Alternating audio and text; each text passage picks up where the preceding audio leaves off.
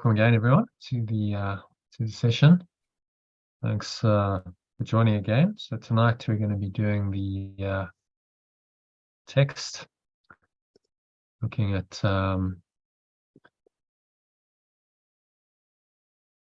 section 1 of chapter 1 of the text, which is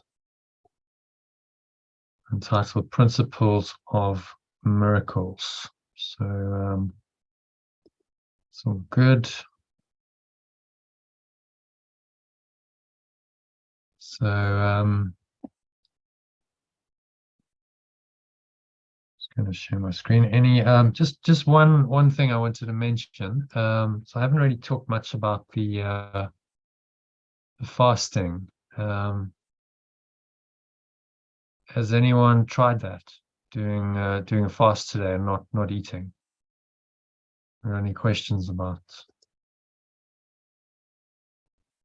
it?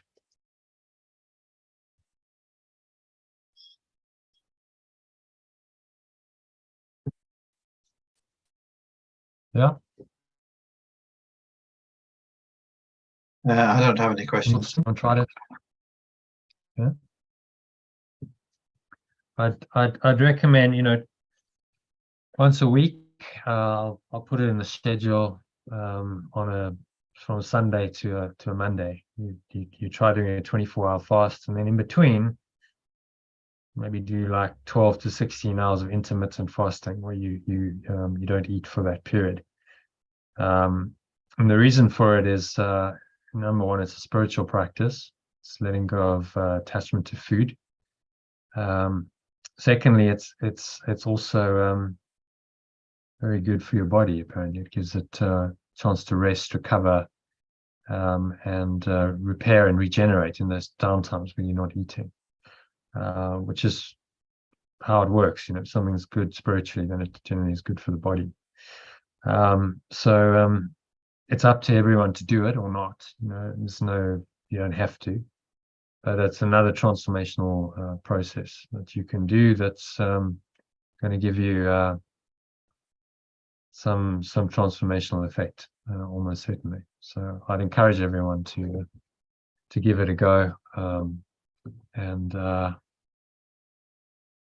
see how it goes, and see what comes up. Really, the thing is, you do a process and then you see what arises and see if it pushes any buttons, and you see if any issues around it, and you see if there's any resistance, and that can be very valuable because it's another process to trigger things and reveal things to you, especially if you might have issues around food, weight, these kinds of things.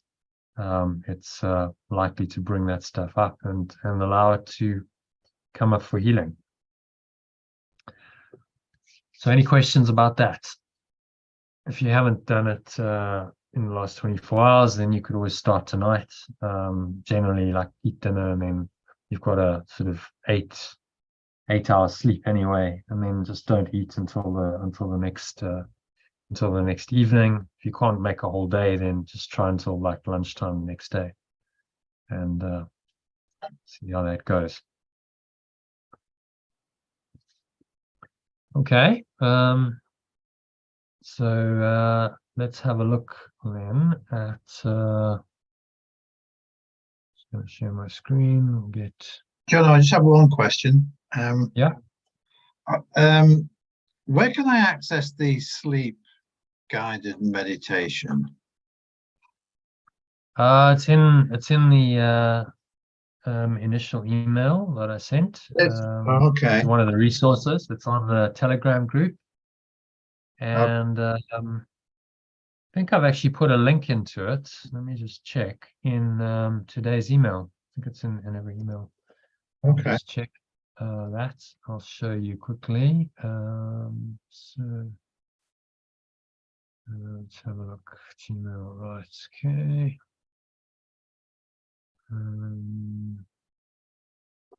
Is everyone getting my emails, by the way? Eleanor, did you manage to get my email today?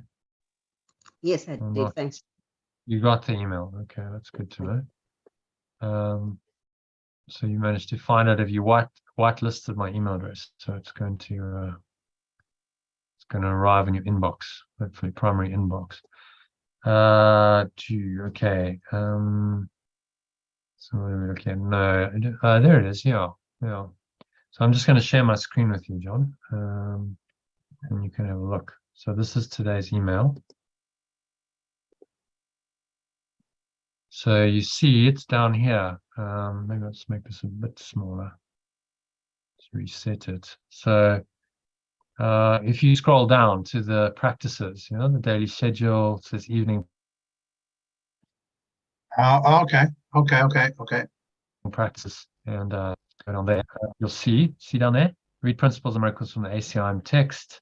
And I suggest you listen to the Power Sleep track as you read. If you're going to read it yourself, to train your brainwaves into an alpha state. So you click that, and it should open up. There we go.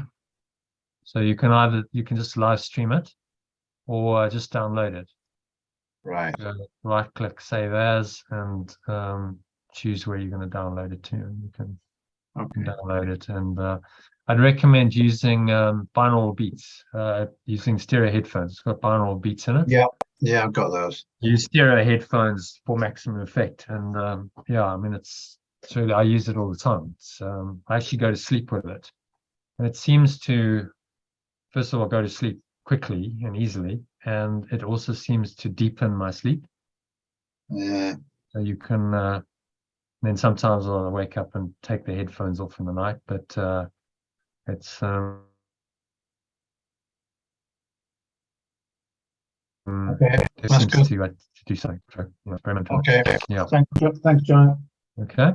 No problem. All right. So, any other questions, anyone? Yeah, if anything John, comes up. I wanted to ask you, when you do the fasting, do you drink water during the day or no? Can you drink water, or is Yeah. it part of the fasting? Sorry, I missed a bit of that question. You said when I do the fasting. Yeah, do you drink water during the day? Like if you, for example, You don't must eat. you must certainly drink. It's useful to drink quite a lot, actually. So it's part of the detox process. Okay. So you can drink. I drink like a ginger, sliced ginger, so fresh ginger, and some lemon, and I put a bit of apple cider vinegar in it. And that's a very kind of, it's actually alkalizing, and it's cleansing, and it's liquid, and it's quite tasty. The apple cider vinegar gives us a little bit of a taste. And then, every now and then I might have a spoon of honey in it, just to sweeten it a bit. I wouldn't do that with every cup, but because it's sugar. But every now and then it's okay. And it's actually a very nice drink. And then you just sip it. So I've got one here. And then it's not, you just keep sipping. And that also gives your system something to process. So, you drinking water, it's something hitting your stomach. And then just, I'd say just observe the sensations using the Vipassana methodology. So, okay, Yeah, so I was gonna there's a say sensation in the Vipassana style. stomach. Vipassana style, yeah.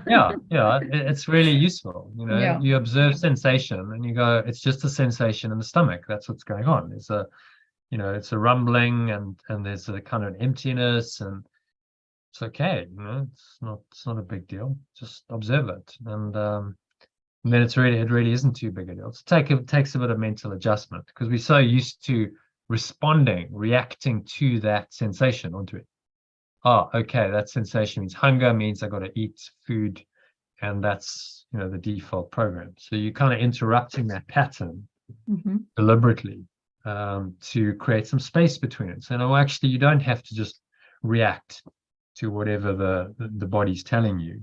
Your mind is actually more powerful, and you can just observe that sensation without reacting to it, and giving it power over you.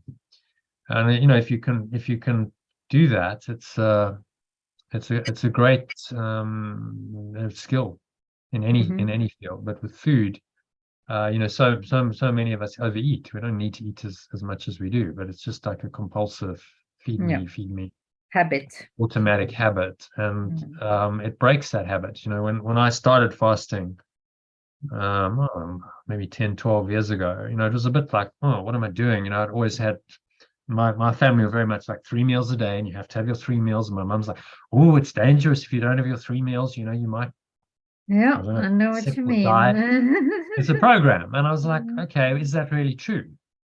And then, you know, you experiment and you do it for yourself. And I've done up to like 10 days, no food, 10 days. Yeah. And I still went for a run on day 9.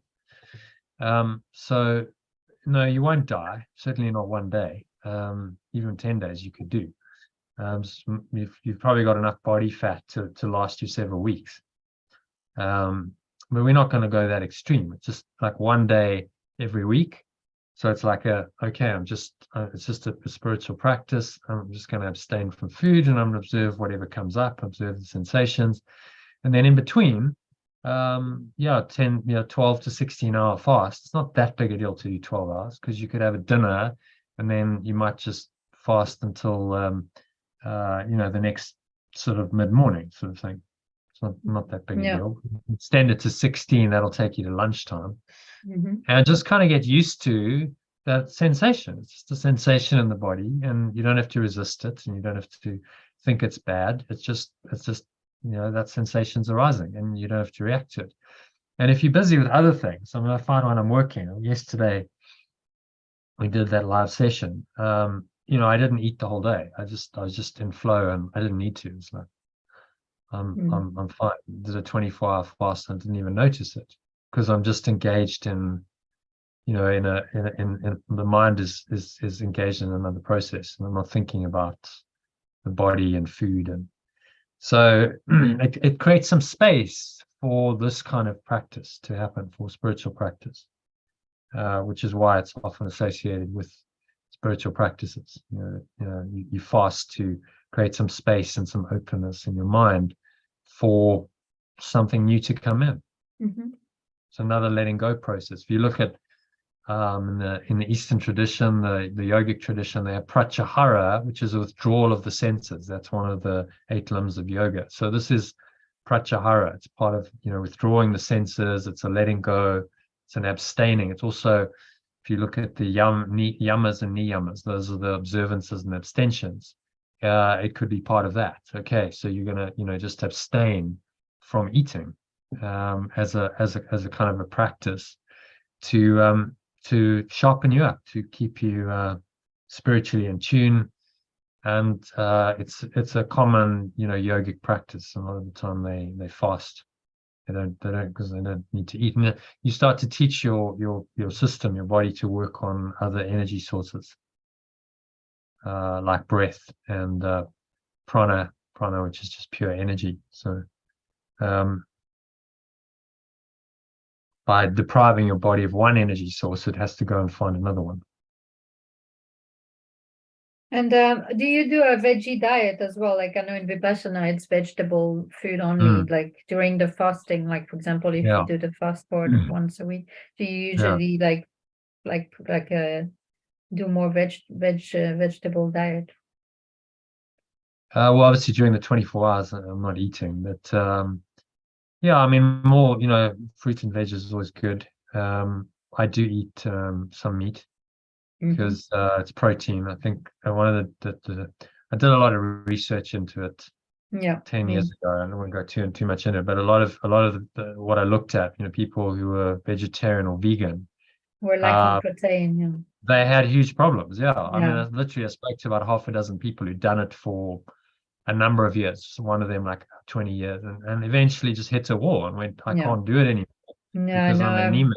And I went to a nutritionist or a doctor, and they said, look, you've got to start eating some meat, otherwise you get in serious trouble. And that was like half a dozen people. I was like, okay, was that really a road I want to go down, when, you know, that's been the common experience? Now, I think it's possible to do it correctly, but you've really got to be quite vigilant of getting enough protein and iron. And I just, you know, I didn't have the bandwidth for it. You know, I was like, there's more important things demanding my attention, and paying that close attention to my diet. And I was living with other people, and it can be a very separative thing, you know, another ego identification, can't it? Oh, I'm vegan or I'm vegetarian, and so now that makes me somehow separate and special from other people. And people identify with these things. Yeah, no. It creates separation, which isn't the idea at all. So if you look at Yeshua and the Buddha, I mean, these are two spiritual masters. It's interesting that they both ate meat. They ate what was given them. The Buddha was a beggar, so he would just eat whatever was given him, and he was grateful for it. You know, beggars can't be choosers, is the saying. And eventually, I think he actually died of he ate some rotten meat, rotten sweet meat or something. Apparently, so history records. So he ate meat. He wasn't vegetarian, which is interesting. And Yeshua, we know for a fact he was a fisherman, so he ate fish. Whether he ate other meat or not, I don't know. But yeah, he's on record in the Bible as saying, well, it's not really about what you're eating. It's actually about the spiritual diets. It's your thoughts that are the problem. Your thoughts are unclean. That's much more of a problem than your food. So he's directing people to the inner world rather than the external, saying, you know, your salvation lies in the food you eat, because that just can't be the case. Yeah. Salvation lies in your changing your mind, you know, whether you're vegan, vegetarian, or meat eater. You might say, well, if it feels appropriate, you know, I want to be vegetarian because I don't want to harm other living things. That's fine, you know, if that's your resonance. But I always think, I mean, there's a number of ways of looking at that, aren't there? Because if no one ate the animals, then they wouldn't have an existence. They wouldn't live. Yeah, They it's wouldn't be just, I bred, think so- you're right about the gratitude. I think it's all about being grateful for whatever you eat. Yeah, I think so. You know, and Blessing to the say, food. Yeah. yeah, to say to someone who's prepared a meal, sorry, you know, I'm not going to eat it because I'm vegetarian or vegan. I don't know. It just never resonated with me. I did it for a while. I did vegetarianism for about a year, and I just found, you know, it wasn't working for me, so I stopped. I was getting a bit anemic, and Yeah, me too. I had the same my mother would get experience. upset. Yeah. My mother was like coming to dinner, and then it's like, Yeah. oh no, I've got to make a special plan for you. You could see it stressed her, because Yeah. it's like, no, I've got to cook something else, you know, for you. And Mm. she did, but you could see it was just, I was like, okay, I'm not sure this is really what I want to do. So My I left son's it, and then sorry, just butting in there. My son's and his girlfriend, they're flexitarians, so they choose not to buy meat. But if they go out to someone's house and they're cooked food, they'll eat it. They wouldn't be rude well, about that's it. quite a nice idea. Yeah. Yeah, I'm Flexitarian. I also haven't I heard of also that. call myself flexitarian, you know, now after trying Flexitarian. all these different diets. Yeah. So flexitarian Yeah. is the one that resonates the most. Yeah. Being Well, it's kind of going flexible. with the flow, isn't it? Yeah, exactly. You're in the flow, and it's like, okay, if someone has prepared a meal and they're offering it to you and it's meat, then like, does it feel flowing to refuse it? Say No. no. You know, because I have a rigid preference, or even an obsession in some cases with people, for, you know, that I only eat vegetables, but you've prepared it with love and kindness, and, you know.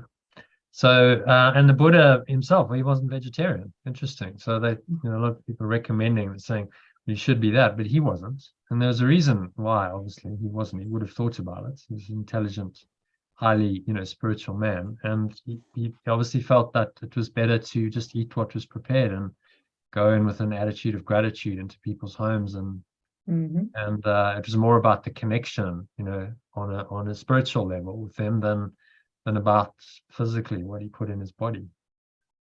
So it's yeah, interesting. So yeah, give the fasting a go. It's another spiritual practice. I found it's helped me. And the idea with the 6 weeks is you're doing as many transformational things as possible to give yourself the most transformational experience. So fasting is another one that you put in there, and you put that all in the mix and see what pops out. And almost certainly there will be miracles and there will be transformation. It sounds good. Thank you so much. Yeah. So yeah, if anyone, as we go, you know, these sessions is just a check-in. You can ask any questions you have, and share any experiences as well. So useful if you had a particular, like a miracle, a challenge or something, to share it so everyone can hear it, and then often there's wisdom that'll come from the group as well to respond. Okay, so any other questions? Otherwise, let's dive in. There's quite a bit to do tonight because this is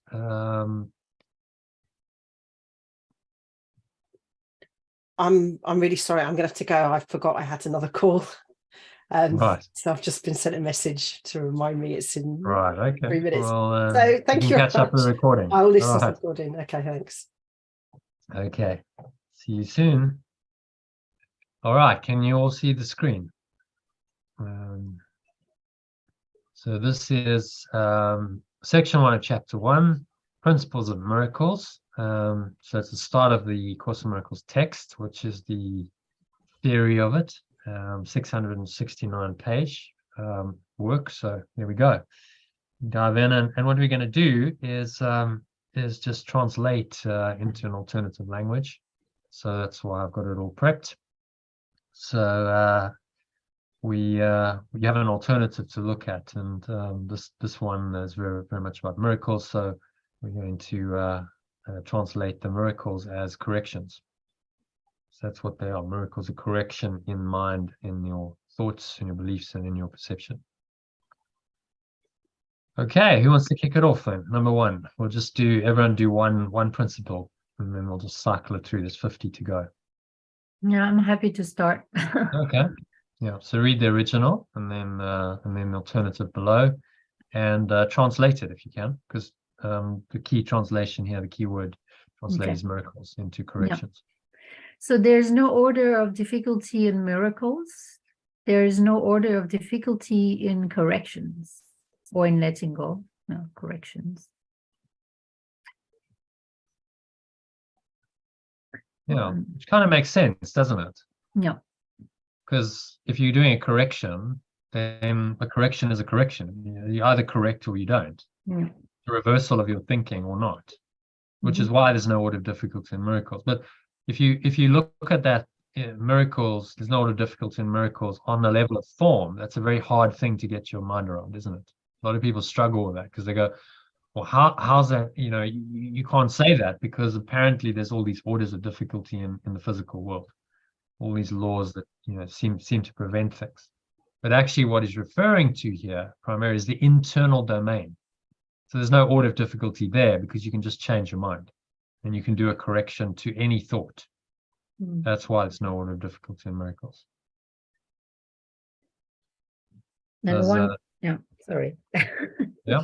I was going to continue. Everyone clear on that? It's an important point. I wish, when I started this, that someone had done this kind of translation for me, because it would have made it a lot easier to understand, a lot quicker. It took me 10 years to really figure out what a miracle was, even though I'd read this, many times. Okay. Miracle is a correction. He does say that somewhere in the text, or I think it's in the workbook. Miracle is a correction. But if you do it in the translation as you use the word, it becomes obvious. And it's okay, I get it. Okay, it's just that shift in my own perception. Okay, well, there's no order of difficulty in miracles in that. I can do it. I can do it quite easily, actually. It's just a change in my mind. Okay. One is not harder or bigger than another. One is not harder or bigger than another. Should we change harder to more difficult? What do you think? Harder. I mean, he's using colloquial language here. I understand why he's using harder, because we say it's hard. So okay, maybe harder. Let's leave it. What do you think? Both ways is understandable. Understandable. Yeah, I think that we'll leave it, because he's using harder. You say things hard. He's using colloquial language, so that's fine. They are all the same. Yeah, all the same. Yeah, they're all the same. All expressions of love are maximal, and all expressions of love are maximal. Yeah. So not too much to translate there. Just that key translation. Yeah. So all the corrections are the same because they're all expressions of love. Mhm. And all expressions of love are maximal because Or love equal, yeah. yeah, same. Or all expressions of love are coming from the same source. Mm. So they are all maximal because it's one source that doesn't know any limits. It doesn't know the limitations and the levels of the ego at all.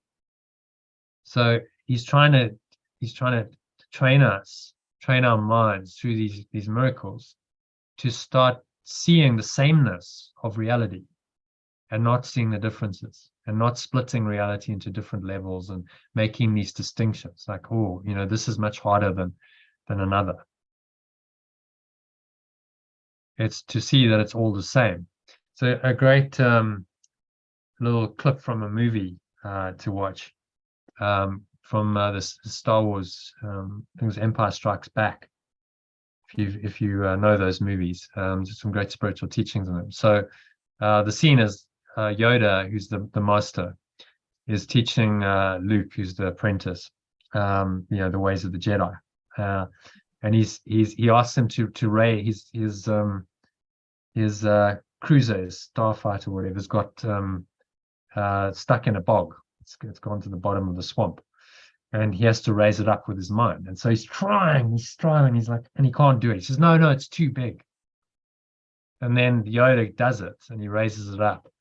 And he said it, the message was, the line was, well, it's only big in your mind, right? It's only what he's really saying is it's only a belief.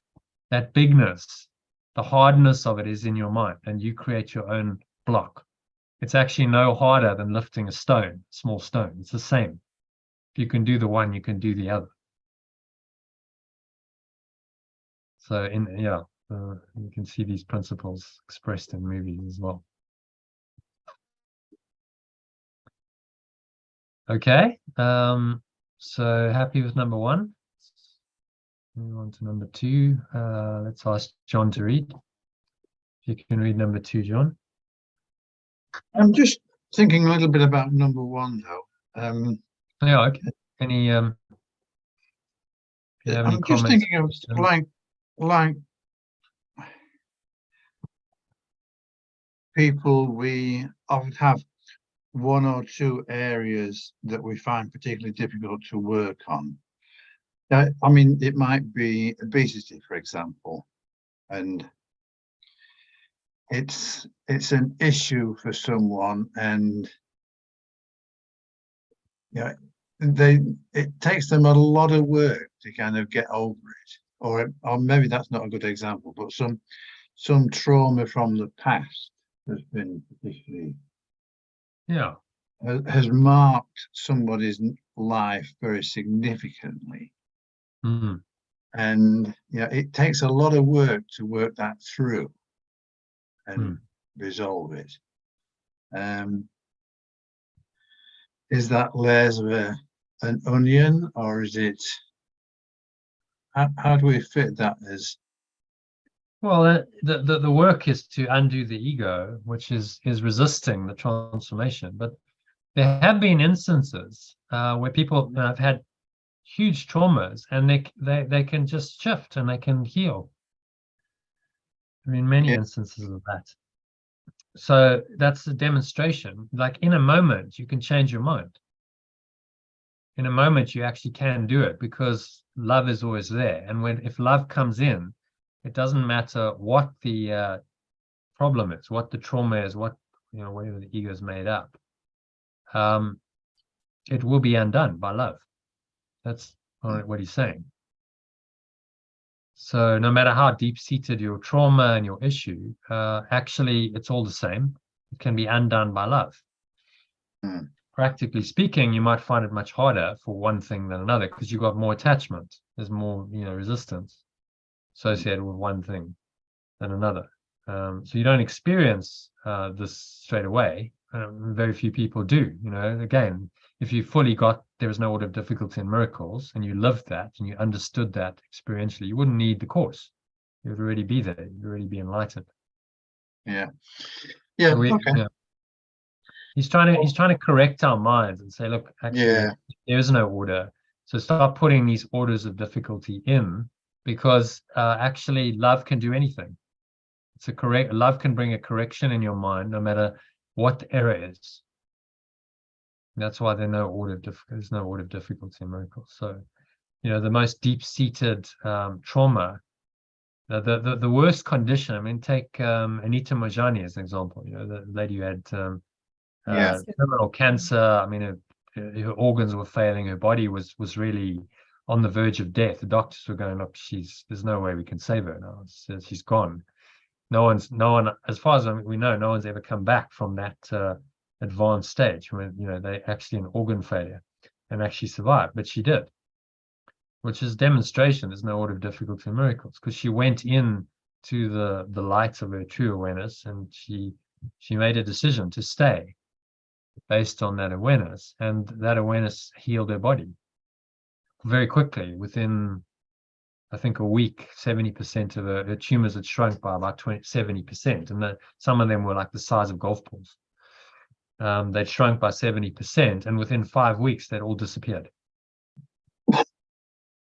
So there's a great demonstration. Even on the physical level, most people would say, well, how's that possible? Your organs are shutting down, the body's done for. But the power of spirit regenerated. The power of her true awareness regenerated what the doctors would say was impossible. If you believe Yeshua resurrected, which I do, I think he did, as a demonstration of the power of love. He came back into a dead body, and those cells came alive again. And it was enlivened by the spirit again, and so death had no power over it. So demonstration again. Nothing's impossible. But it's not really about what's these kinds of phenomenal things like raising the dead. When I initially came to A Course in Miracles, that's what I thought it was. It's actually about the correction in your mind. It's really simple. You can always change your mind. It's always possible to have a change of mind. So, and that's not hard. One is not harder or bigger than another. Whether I've had a deep-seated trauma because of maybe I've been in a war or something, or it's just kind of a minor grievance against someone. Actually, I can always choose to change my mind. It's only my own attachment, psychological attachment to an issue, to say the ego's drama that would stop me. And in truth, it's not harder or bigger. And so it's cutting through all the layers of illusion and saying, no, actually, it's not. You think it's harder or bigger, but actually, love can do anything, because all expressions of love are maximal. They're all the same. So you can always change your mind by accessing this divine love. There's no issue that can't be corrected. Okay. Any other thoughts on that, anyone? Number 2. Miracles as such do not matter. The only thing that matters is their source, which is far beyond evaluation. Yeah, so we'll call this corrections. So corrections as such do not matter. The only thing that matters is their source, which is far beyond evaluation. Yeah, doesn't need any further translation. I think it's pretty clear. He hasn't really got into, doesn't really in this section use too many of the Christian terms. God, Holy Spirit, what is God? It's mainly about miracles. So the only thing that matters is their source, which is far beyond evaluation. So what he's saying is they don't really matter because they're illusory. Corrections ultimately are not true. But what they point you to is this ultimate truth that does matter, which is their source, which is pure formless awareness of perfect love, which is far beyond evaluation. It's not something you can go, oh, that's, that's, there it is. I've evaluated source, because it's infinite and it's eternal. That's not subject to the ego's judgments.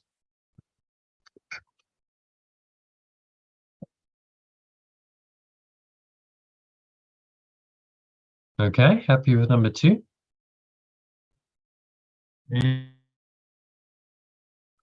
All right, so number 3, let's read that.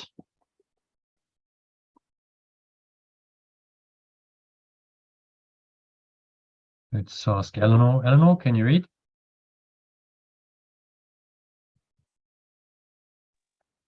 Yes, okay. Miracles occur naturally as expressions of love. The real miracle is the love that inspires them. In this sense, everything comes from love, is a miracle. Okay. So correctness happens when the play of love is being expressed.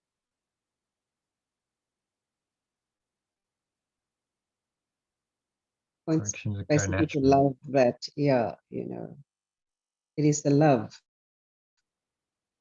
that creates this, that inspires this correction, this miracle. Yeah. So it's where the miracle points you. And the real correction is the love that inspires them.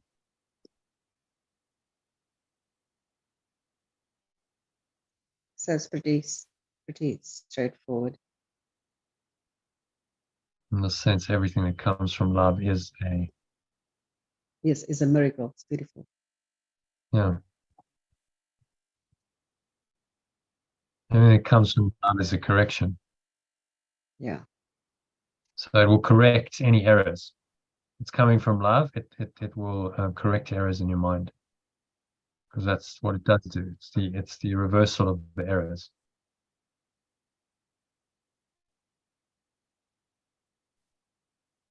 Absolutely.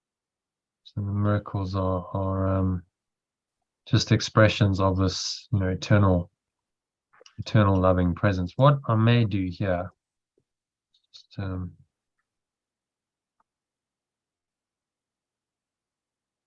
capitalize love, because actually it uses love small, but what he's referring to is this ultimate domain. So I think that love deserves to be capitalized. What do you think? Mm-hmm.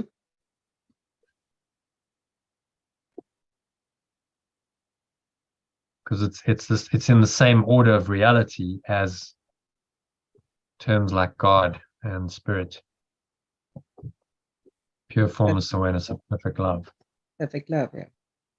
Yeah, it's the same, that's the ultimate truth. So ultimate truth is capitalized.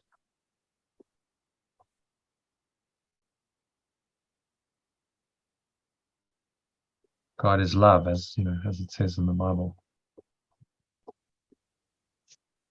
Okay, so happy with number 3. What's he maybe just after you've read it, summarize it. So what's he saying there, in essence? It is the power of love. I use the word power of love, but it's the expression of love that creates this, that's responsible, or that inspires this love, this correction that reverses the whole thing. Letting go, being able to let go through love. Yeah. Perfect. So letting go is allowing the love back in, and allowing love to express through you and in the situation, and that's in that sense, everything that comes from love is a correction. Okay, so number 4, let's ask Jackie if you can read that. Okay. All miracles mean life, and God is the giver of life. His voice will direct you very specifically. You will be told all you need to know. Sounds a bit like Mission Impossible. Okay. That last bit. Okay. You told all you need to know.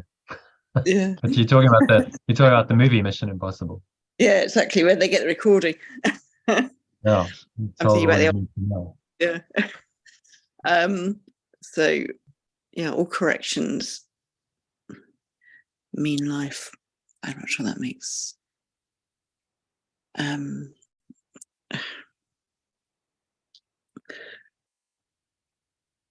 All corrections mean life. well, I suppose that's and pure formless We awareness. change that, instead of mean life, we could say bring life, maybe. What do you think? All corrections bring life. God is the giver of life.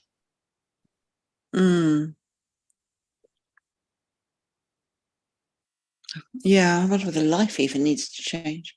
Well, Okay, we'll believe it. God And is the giver of life. Again, life could be capitalized. God comes from God. It must be capitalized. yeah, God is pure formless awareness. yeah, and pure formless awareness.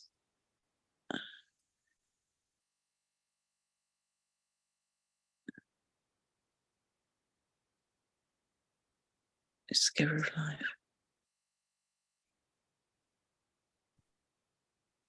Yeah. So this Okay. awareness is the giver of life. This awareness is life. Absolutely. Maybe we can even take out giver is life. Pure formless awareness of perfect love is life. Does it need to be Or should we real include life? giver? Real life, or the Course distinguishes, doesn't it, between the world and the maybe true Well, life? no, he's talking about true life. I mean, if it's coming from God, it's true life. So he's talking about eternal life, which is this eternal awareness. So maybe all corrections bring true life. Well, I think if we capitalize it, then that's Okay. that's clear. So his guidance will direct you very specifically. Capital L. Pure formless awareness, perfect love, giver of life. Let's leave giver in there. Let's leave giver of life in there. Okay. Don't change it too much. So, this is the source of life. Our true awareness is existence. This is what gives us life. Without that awareness, there would be no life. So the corrections just connect us with that life. That's always there, but we've denied. Remember, the ego is the denial of life. Yeah. And the belief in death.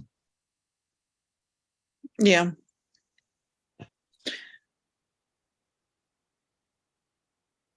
Its voice will direct you very specifically. Okay. Do you want voice or is guidance, Claire? Its voice will direct you. His Holy Spirit. Its guidance will direct you very specifically. Yeah. Voice, guidance. What do you think? Well, some people think they hear voices, so that might be confusing. It's, comes in many forms, doesn't it? Yeah, a voice is does not necessarily anything in words. Its guidance will direct you very specifically. It's a bit broader guidance, I think, maybe a bit more open in voice. So keep it as that. Remember, the idea is people read the original and then they read the alternative, and the alternative gives them maybe a different perspective on it. Okay. So we've got voice in the one, we've got this in the next. We'll direct you very specifically. You'll be told all you need to know. So it's saying if you can tap in, this is if you recall in the last workbook lesson we've just done, the tail end of the 1-year program, this is where he leaves us. You'll be told all you need to know. If you need a word, then a word will be given to you. If you need a thought, then that will be yours too. If you need but stillness and a tranquil open mind, then that's the gift that will be given to you. So he begins with it and he ends with it. It's a closed loop, really. It leads you to the state of being guided. And if you're truly guided and just listening to this one voice, then you'll be told all you need to know. What you need to do will be told to you when you need to know it. And you just follow instructions.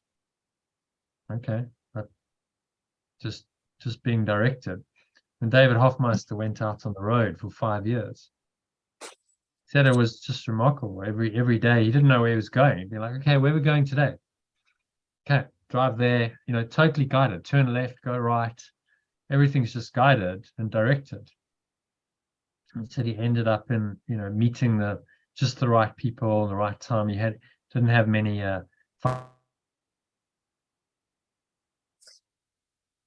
financial resources. It worked. He was guided to go where he needed, and he always had a place to sleep and food, and it was just miraculous. And it was literally very specific guidance. Like, okay, go there, do that, turn left, turn right. Because he was tapping in. He was just listening. So we can get into that very high state of mind where we just guided, and it tells us what to do and where to go. And if we listen, then who's really living our life? That's the question. Then there's no separate self there. It's the spirit living through us. And we recognize that if we just listen to its guidance, then there's no separation. Then we are it and it is us. And our mind is not separated from our source anymore. So that's why listening to guidance is so important. And very helpful. There's no need to fear. If you've got this ultimate infinite intelligence with you that can guide you in every moment as to what you should do to, really benefit you. It's beneficent, and it's looking out for your best interests, which you don't even understand what your best interests are, but it knows. And there's no need for fear or worry. It's total faith and trust in that guidance.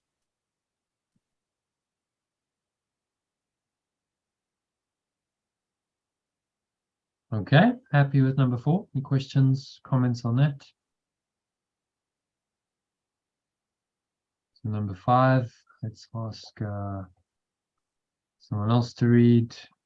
Sally, can you read number 5 for us, please? Miracles are habits and should be involuntary. They should not be under conscious control. Consciously selected miracles can be misguided. Corrections are habits and should be involuntary. They should not be under conscious control. Consciously selected corrections can be misguided. Interesting. Corrections work in that context. Corrections are habits and should be involuntary. Okay, so what he's saying is we should get into such a good habit with our letting go that it's just happens in the end. But that's going to take some mind training to get there. It should not be under conscious control. Consciously selected miracles can be misguided. Consciously selected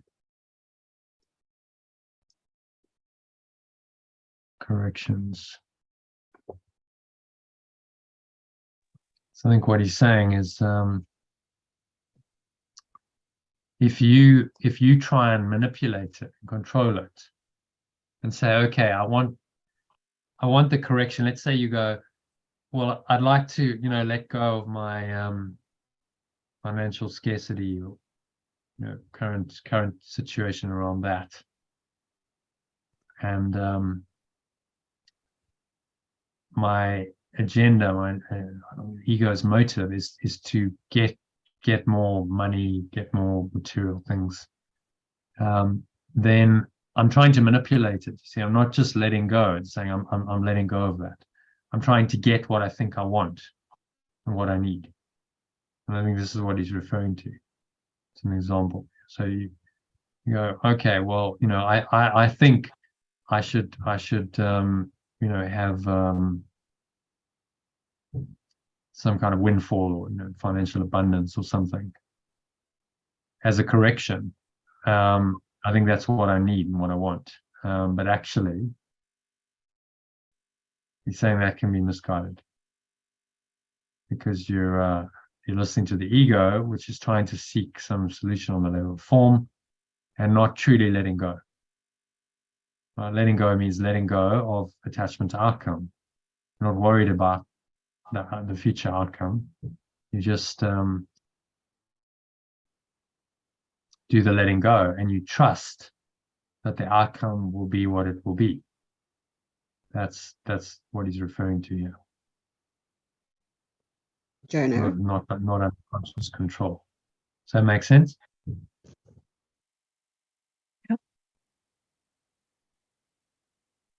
Just can I ask a question? Mm-hmm.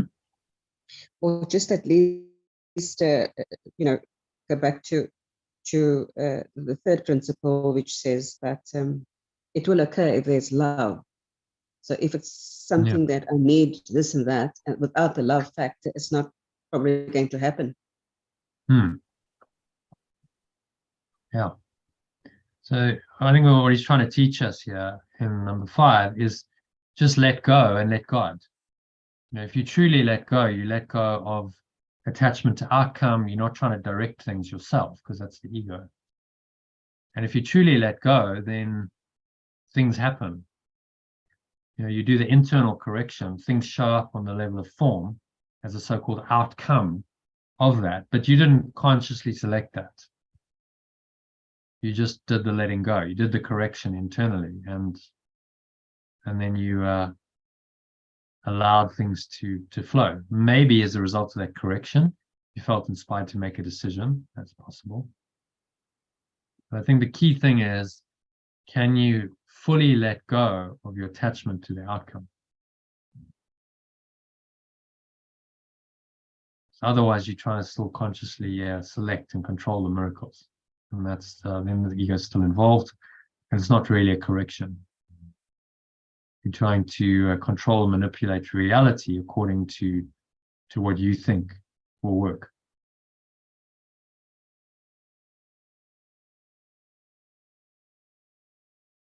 So it's really just saying, let go and let God, and trust that everything will flow. If you truly let go, everything will flow from that.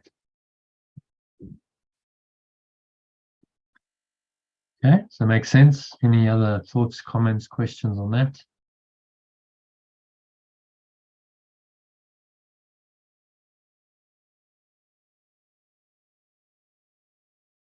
Don't force it. Don't try and make it happen. Yeah, because that's the ego. The ego is about stressing, straining, striving, forcing, controlling. And the spirit says, just let go and flow. Let it flow.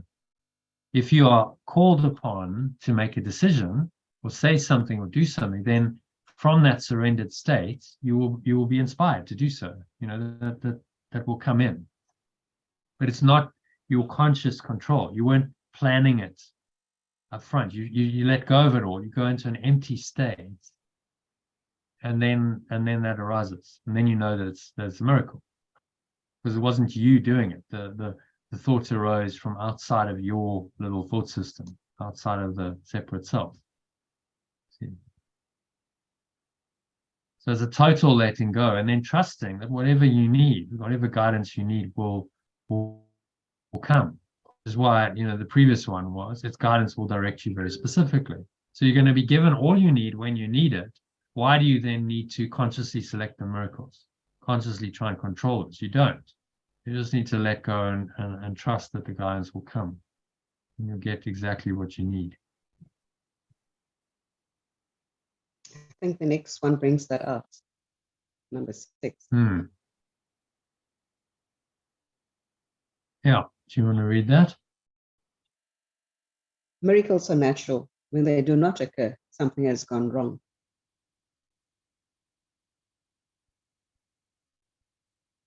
Which, you know, again, if it's not under guidance, it's not inspired by love, and it's been done by the ego. That's why it says consciously selected miracles can be misguided. Mm. You know, if it's not natural, you know, it's not going to occur then. Something's gone wrong. Miracles are natural, so if they do not occur, well, I don't think it's straightforward. Something has gone wrong. So yeah, if you're not in the flow and you're not letting go, then something has gone wrong. That something is the ego has got hold of your mind and is in charge. And you're not in the in your natural flow with life. So he's saying to us really that these corrections are just a normal part of life. You should be able to live like this. This is how you live. It's completely normal, completely natural. There's nothing extraordinary, supernatural about it. Just it's our natural state. And when they do not occur, something has gone wrong. So we live in a by and large a very unmiraculous world. Most people are not living in the domain of the miraculous. So something's gone wrong. Their mind has been closed to love and to corrections, and so they live in the ego, which is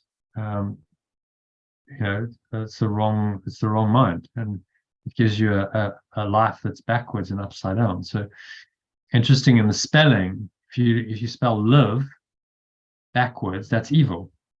There's no accident in it. So it's the reverse of to live correctly is evil. It's totally upside down, twisted, distorted thought system. So something's gone wrong, and there's a block to the awareness of love's presence. So evil isn't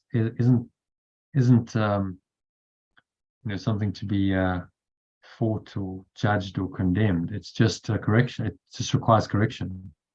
So it's a false, backwards, upside down idea. It's the reverse of truth that needs correction.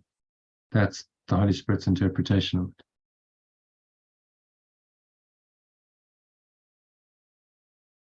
Okay. So number 6, happy with number 6?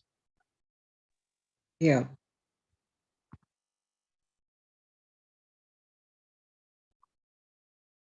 Number 7, who hasn't read?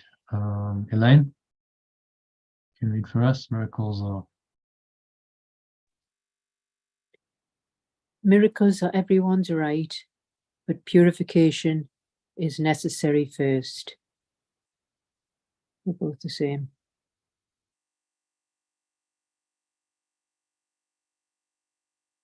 Corrections are everyone's right. Yeah.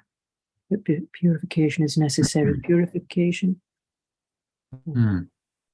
Purification. So what is he referring to there? You think purification? I don't know.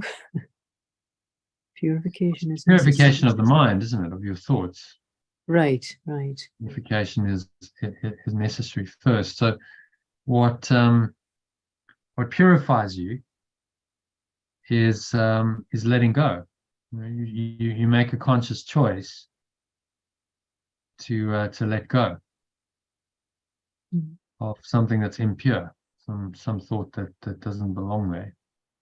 So that's the purification of your mind, and then the correction happens when you purify. So the miracle is the process. The letting go is the mechanism of miracles.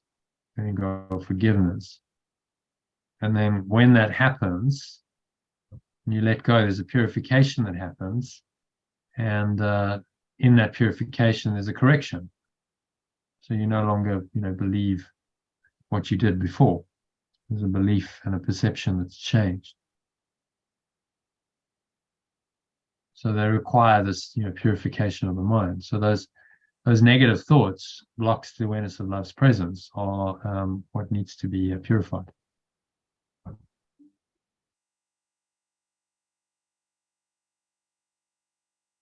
And letting go does that.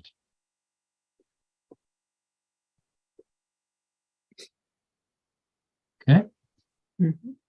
happy with that one? Yep. Yeah, I'm okay, good with that. Okay, let's ask Lynn to read. Lynn, if you can read number 8 for us. Miracles are healing because they supply a lack. They are performed by those who temporarily have more for those who temporarily have less.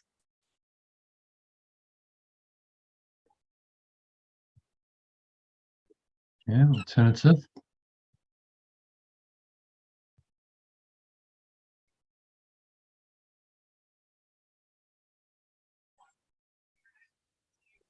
Can you read it in the alternative? Corrections are healing because they supply a lack. They are performed by those who temporarily have more for those who temporarily have less.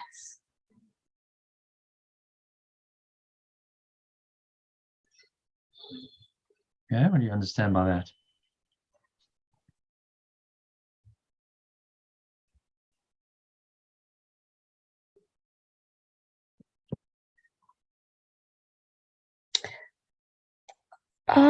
The way I'm reading that is that it sounds like the miracles are coming from other people. I'm really giving because they supply like they are performed by those who We're talking about interpersonal miracles. So sometimes it involves other people, often miracles do. Now there's some interpersonal situation, there's a grievance, there's an issue, conflict, whatever. They're performed by those who temporarily have more for those who temporarily have. Yeah, so they're sharing more because they feel they have plenty. Okay, it's a temporary more. You have more access. You have more access. What he's not talking about necessarily more on the level of form. Yeah. More money or no. That he's talking about more spiritually. You've got more access to love. Yeah. Temporarily, and for those who temporarily have less, so someone might be in a grievance type state and they're disconnected. Okay, Elma's gone. Eskom strikes again. So in an interpersonal situation, you perform a miracle when you let go of your own negative thoughts and emotions towards that person, to make it very clear and specific. And then you're temporarily have more because you have greater access to love in that moment because you're letting go. And the other person who temporarily has less, maybe they don't understand this and they still in their ego and in their ego's perception of the situation, temporarily has less, but your letting go could help them to heal their minds, to let go as well. Okay. Yeah. So that's what he's referring to. Okay. Temporarily have more for those who temporarily have less. And sometimes the miracle's not interpersonal. And sometimes it's just your own issue. Yeah. In which case this wouldn't apply. But he's talking about the interpersonal nature. And a lot of situations do involve other people, which requires some letting go of thoughts and emotions towards them. And then you're giving them a gift, saying, I'm giving you the opportunity to experience this love. Because I've changed my mind, I'm opening the way for you to change your mind.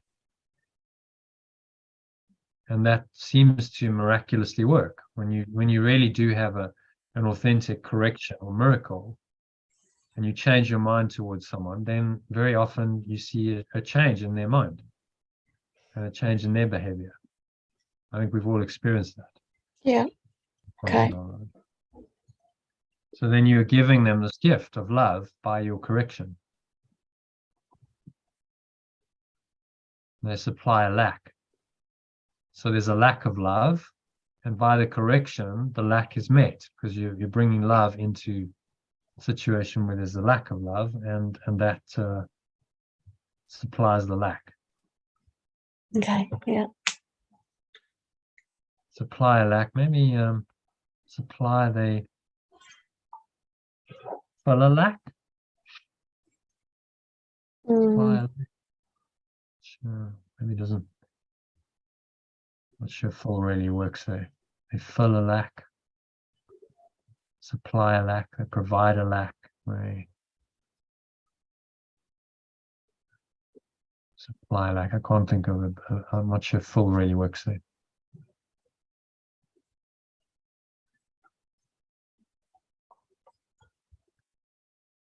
Okay, so you're clear on that?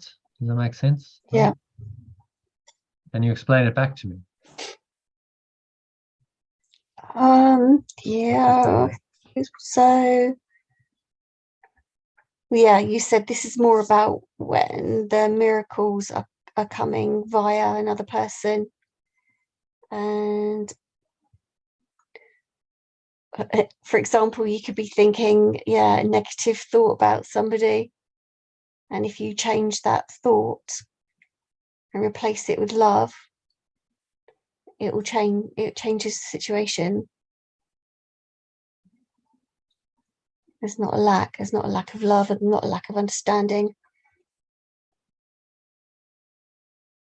Yeah. So you're bringing the love into the situation that's lacking, and you're giving the other person a gift of that love in process. Yeah. Okay. Mm-hmm. Good. So moving swiftly on to number 9. Who hasn't read? Susie, you read first.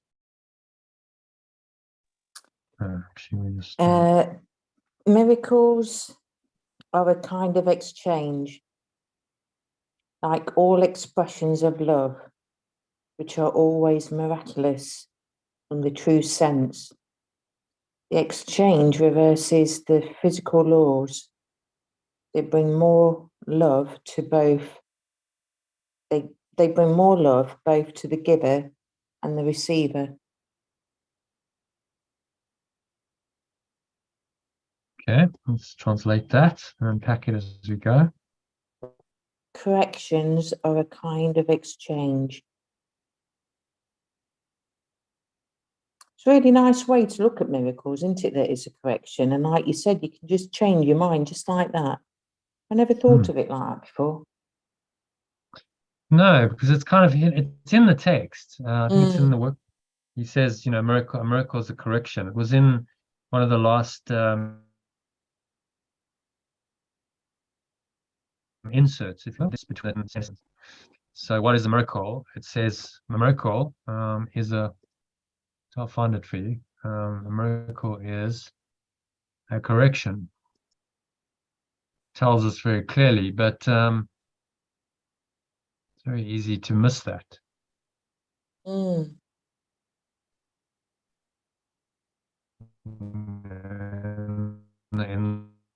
quite easy to not kind of clock.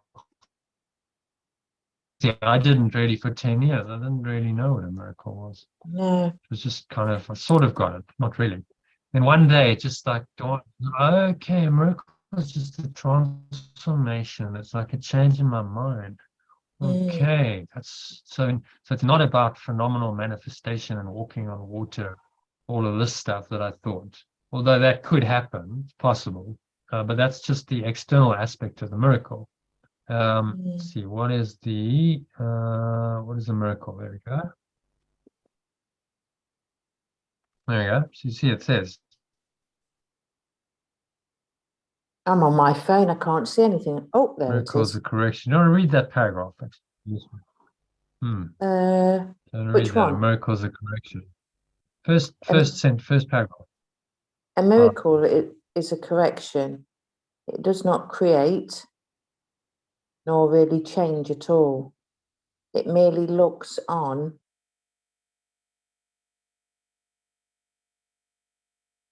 devastation and reminds the mind that what it sees is false. It undoes error, but does not attempt to go beyond perception, nor exceed the function of forgiveness. Thus it stays within time's limit, yet it paves the way for the return of timelessness and love's awakening, for fear must slip away under the gentle remedy it brings. Yeah, which is a very clear teaching. You know, it's just a correction. It's within time's limits. You're still talking about changing your mind, changing your perception. Doesn't exceed the function of forgiveness, which is just forgiveness is letting go.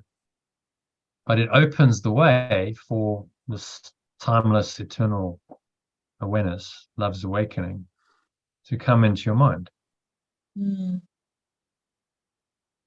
So he tells us very clearly here, miracles are correction. That's exactly what it is. Yeah. But if you translate it as such, then I think it's quite helpful, because you keep reminding yourself it's just a correction. It definitely is. Definitely is. Because again, the word is misunderstood, like many of these terms.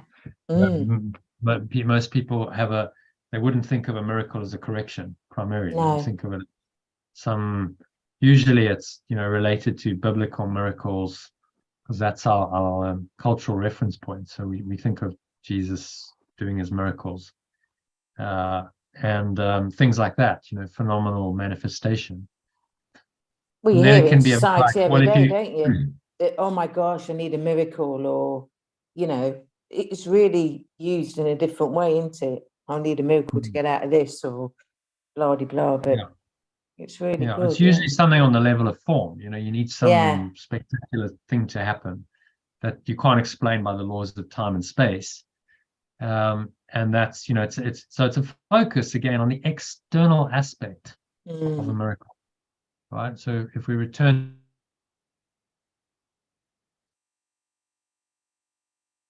to our integral, it's the exterior, focus on the exterior aspect of the model that's problematic. Let's just bring up the course manual. And what he's directing us to with the idea of corrections is that it's the interior aspect. Okay, I'll do course manual, right? Maybe I haven't got it up yet. Let's see, I might close that tab. There we go. That's what I was looking for. So let's see. So look at integral model. A lot of the time we interpret these terms from the perceptual bias of the external world.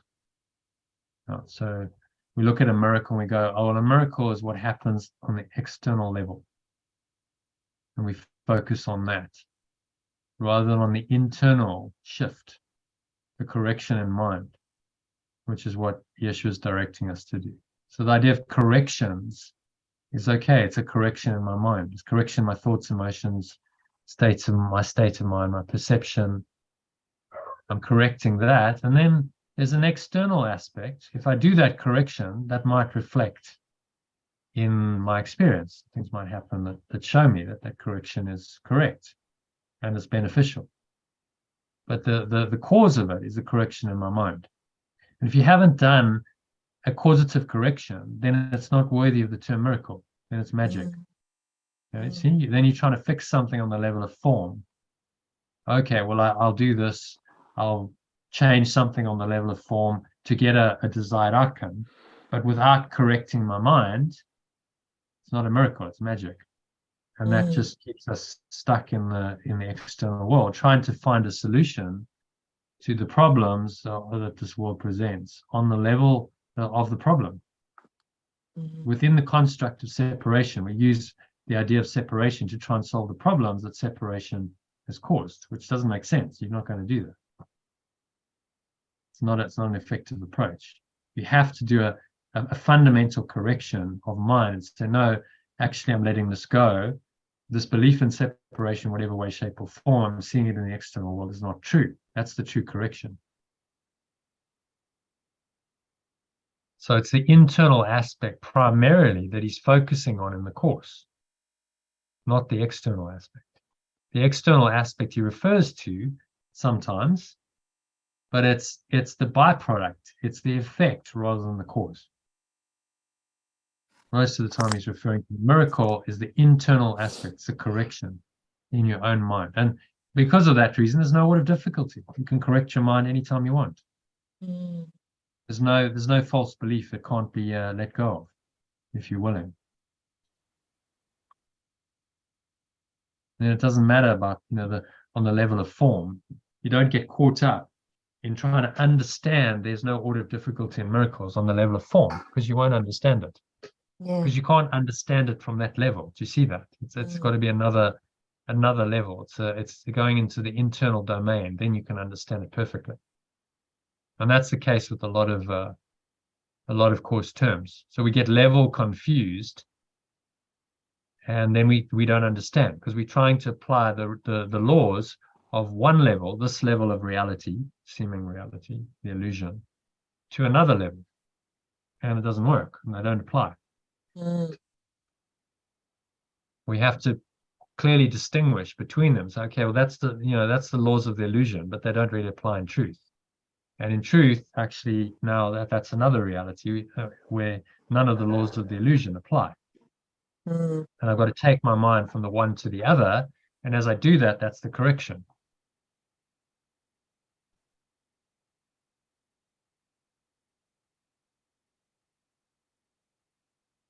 Okay?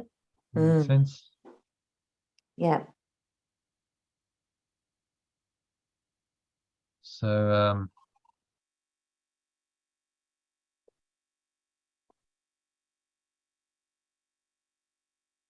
because of a kind of exchanged. So, done number 9. 9. So they bring more love both to the giver and the receiver. Always miraculous in the true sense. So miraculous would be corrective.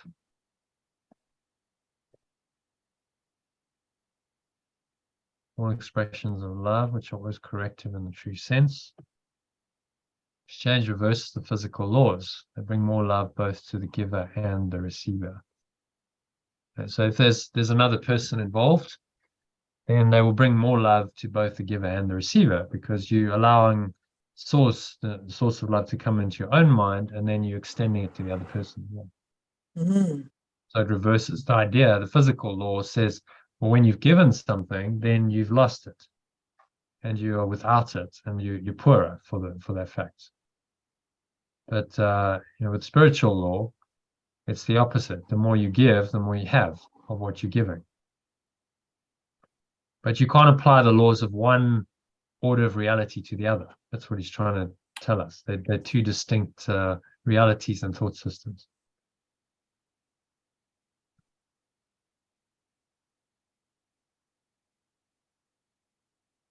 An exchange reverses the physical laws. So we're not bound by those physical laws anymore. Okay? Okay. Happy with that? So number 10, let's ask Kim to read. Kim, you can read number 10 for us, kindly. The use of miracles as spectacles to induce belief is a misunderstanding of their purpose. Yeah. Alternatively, the use of miracles as spectacles to induce belief is a misunderstanding of their purpose. Use of corrections. Corrections of spectacles to induce belief. So there he's talking exactly to this point of the external aspect of the miracle. Oh, okay. So you need to do phenomenal acts of manifestation to make people believe, like Yeshua did. walking on water, turning water into wine, feeding the masses with bread and fish and so on. And that was not what they were about. It wasn't about inducing belief. It's a misunderstanding of their purpose. Because then you're oriented on the external level. Then you focus on the external aspect rather than the internal aspect, which is what their true purpose is, to correct your mind.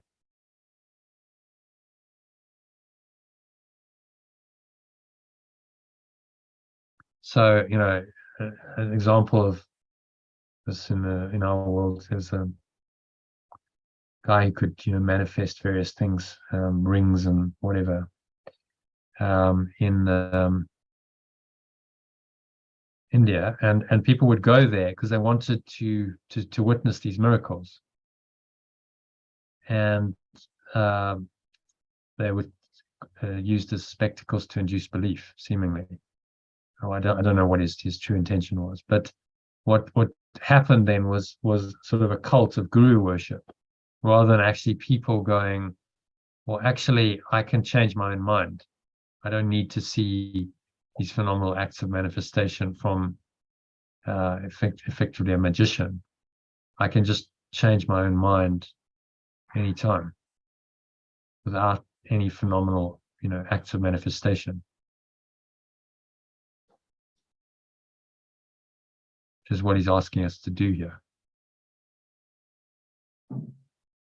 So take our minds away from the external aspect and onto the interior aspect of a corrective process, which is letting go of the blocks and allowing love back into our minds. And not worrying about the external form, what it looks like. Well, the Holy Spirit will take care of that. It will be guided.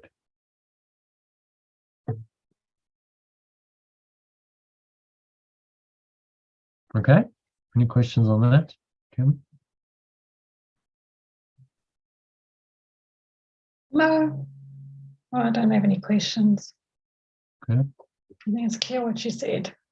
Yeah.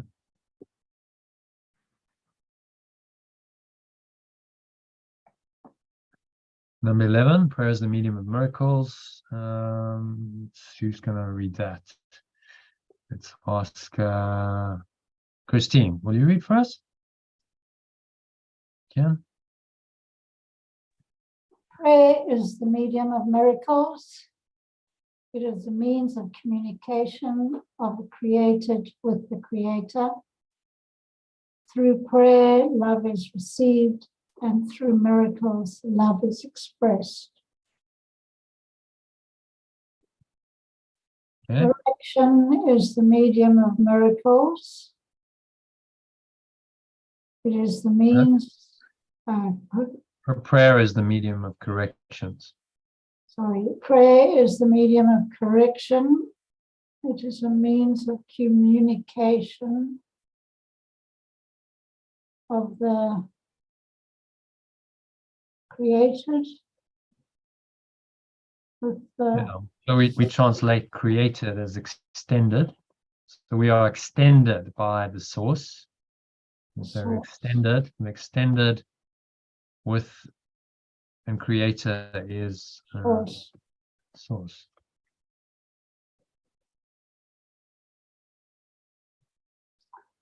Through prayer, love is received, and through correction, love is expressed.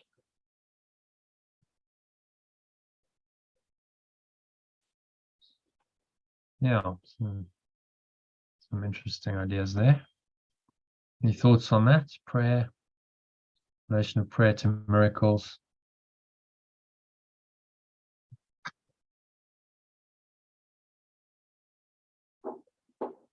Basically, you have to send out a thought, a prayer, and the extension is basically love from source, and so the correction through the correction, love is expressed. I don't know, you explain it. Oh, that's pretty good. So it's a means of communication. When we pray, it's actually just a communication with so our mind, which is extended by source, by perfect love, communicates with its source. Yeah. So that's what true prayer means. And at some point in the course, he actually says the true prayer is only for forgiveness. So the only true prayer of a miracle worker is to forgive or to let go.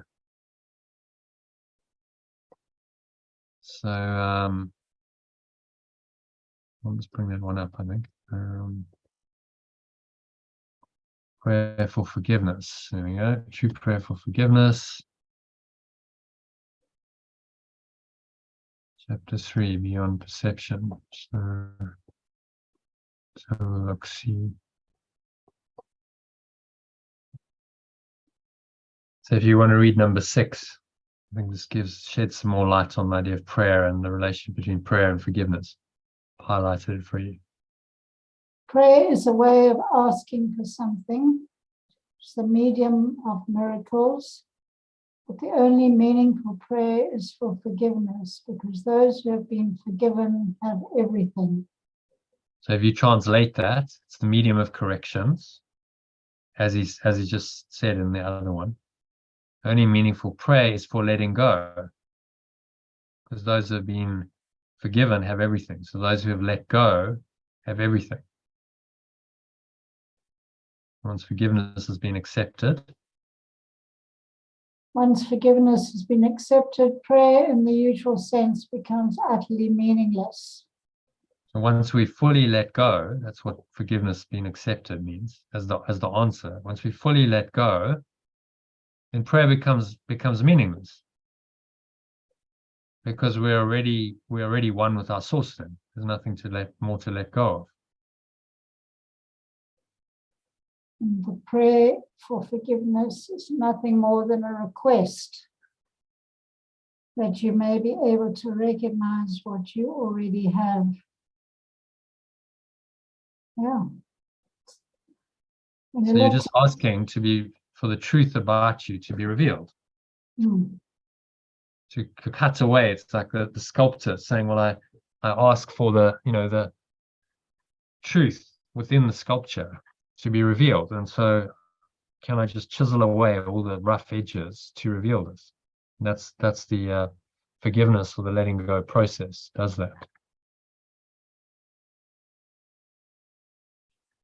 In electing perception instead of knowledge, you placed yourself in a position where you could resemble your father only by perceiving miraculously.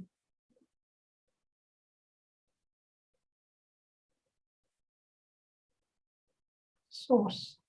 Your source, So we must perceive miraculously, in other words, correctively, in order to reconnect with our source.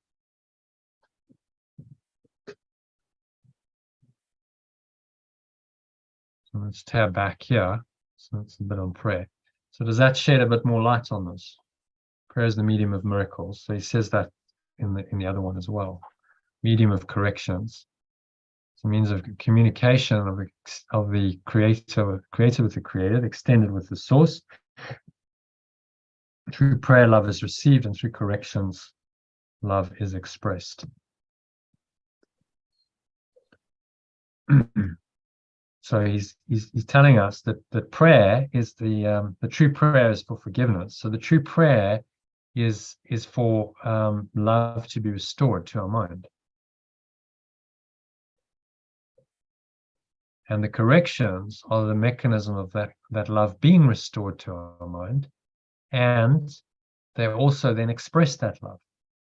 The corrections restore love to our mind, which is our true prayer, and then also allow us to express that love. Yes. So there's this extending aspect of the miracle or the correction to another, because I've healed my own mind. I don't have a grievance towards them anymore. So I feel the love, and now that expresses through me to them. And that might show up as, kind words, actions, just thoughts. You don't need to see them. So it's a prayer of the heart. And if you recall in this, I'm not sure you're familiar with this one, but you look at the prayer, the levels of mind, prayer of the heart, desire or prayer of the heart is what we're talking about. The level of the miracle, the prayer. Prayer is, I choose only love. I want only love here. I want to be one self. I want to be whole. I want to be complete. That's my true prayer. Now that prayer invites the miracle in, invites the correction in. Because then I'm saying, well, I must then let go of my other desires. In order to truly know myself, I must let go of the desire to be a separate self, and however that shows up. So the prayer is like the desire of the heart for love, and then the miracle is the correction, the letting go of the alternative that allows that prayer to be actualized and actually come into effect. Does that make sense? Difficult to do. Well, you just have to let go. You let go, and when you let go, then actually the truth is you are acknowledging the true prayer of your heart, which is to be oneself, to be healed. So whichever way you approach it, if you say, well, I'm going to really let go, I really want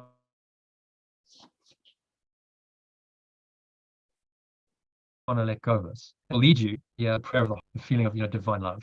Or you could go, well, I really want that divine love. That's my true intentional prayer. And then in order to have that, I must let go. You could approach it either way and you get to the same outcome. Yeah, I've experienced that on many occasions where you just let go and send love instead.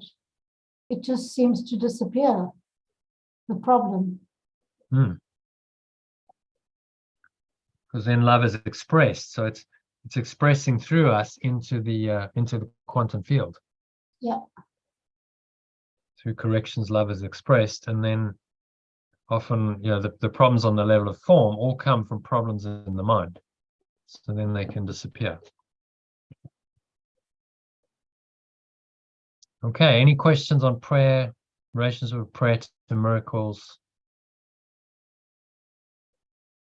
What true prayer is. So he's not talking about prayer in the sense of, oh, please God, do this for me. That's not prayer at all. It's the prayer of the heart. To be who you really are, to be one with your source. So love is received through that prayer, and the corrections, love is expressed to others. The prayer of your heart is the true desire, desire of your deepest self to know itself.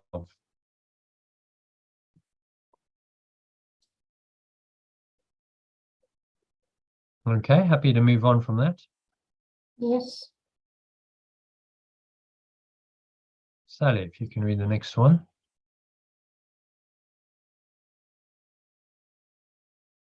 Miracles are thoughts. Thoughts can represent the lower or bodily level of experience, or the higher or spiritual level of experience. One makes the physical and the other creates the spiritual. Corrections are thoughts. Thoughts can represent the lower or bodily level of experience, or the higher or spiritual level of experience. One makes the physical and the other creates the spiritual. Would you like to talk about that? Yeah, any thoughts on that? Creates, like that extends.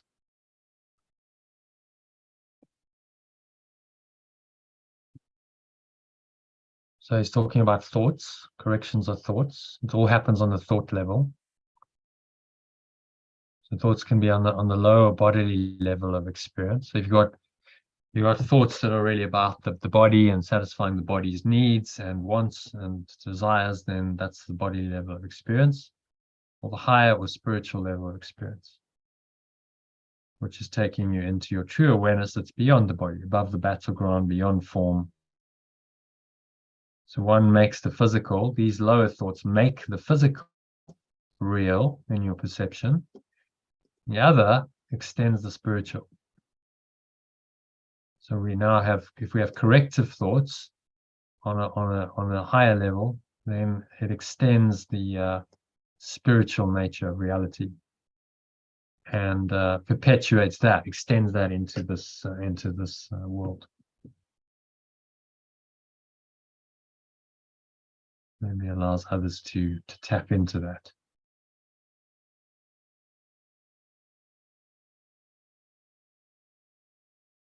Any other thoughts on that?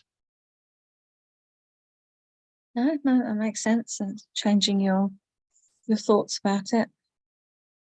Yeah. A change of thought, but a change in thought means you change your belief, means you change your emotions, because emotions come from beliefs, means you change your perceptions. You look at how it's layered.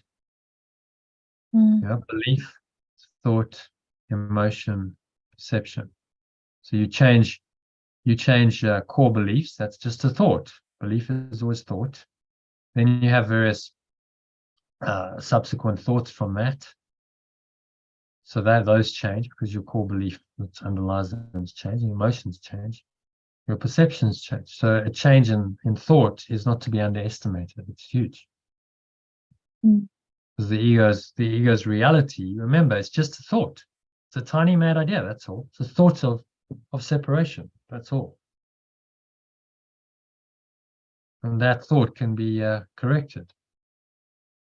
Don't have to believe in it.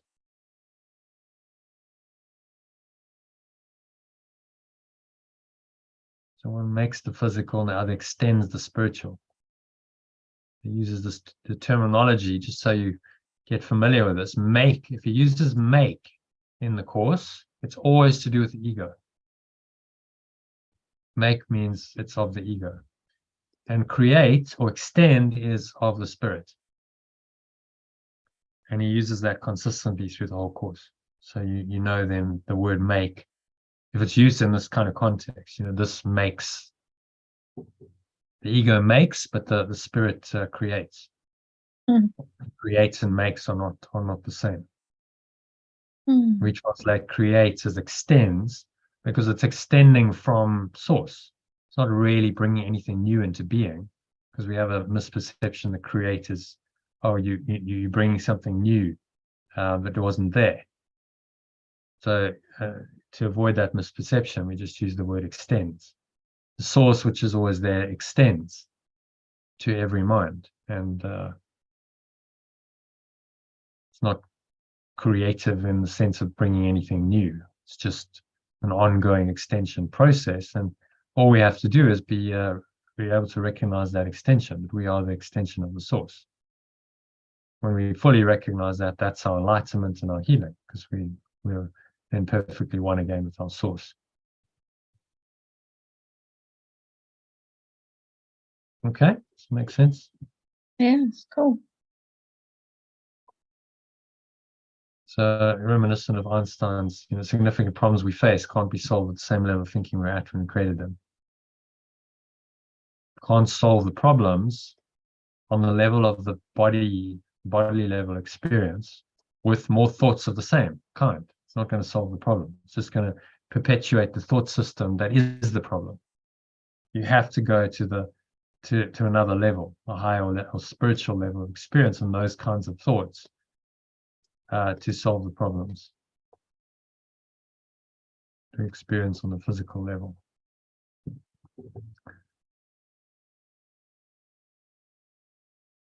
Okay, who would like to read? Maybe cycling back to the beginning. John, is John still with us?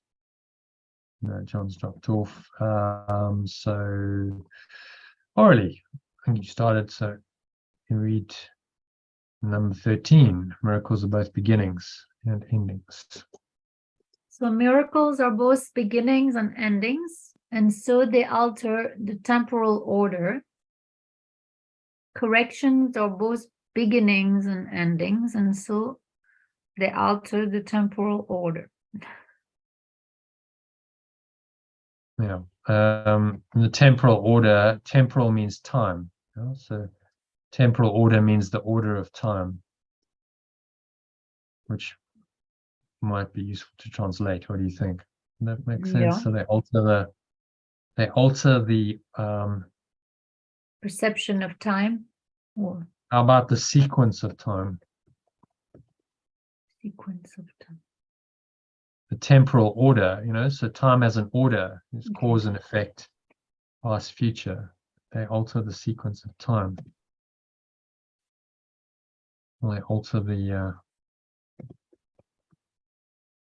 order of time, temporal order. The order of time. I quite like that. So read the rest and let's see if it makes sense.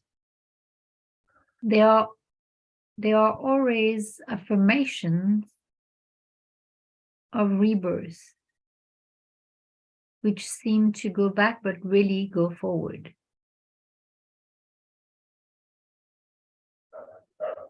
Yeah. They undo the past and the present and thus release the future. Undo the past in the present and thus release the future. It's quite profound, isn't it? Affirmations of rebirth. So the rebirth into the true self, they affirm that. Yeah. They're both beginnings and endings. So it's the beginning of rebirth and it's the ending of the dream of the old self. Always affirmations of rebirth. Seem to go back, but really go forward. So you're seeming to go backwards to heal the past, but actually you're going forward towards awakening. So undo the past in the present and thus release the future. So you can actually alter the order of time. You can start playing with time. He says at some point, is it in the Principles of Miracles, that miracles are the only device you have at your immediate disposal for controlling time? I think that might be one of the later principles. Those affirmations of rebirth, which seem to go back and really go forward. So they seem to go backwards to correct, but actually they're going forwards because they release us to move forwards in our life and take our hero's journey back home, back to source. So do the past in the present. Let's release the future. So what's the past in the present? How does that show up?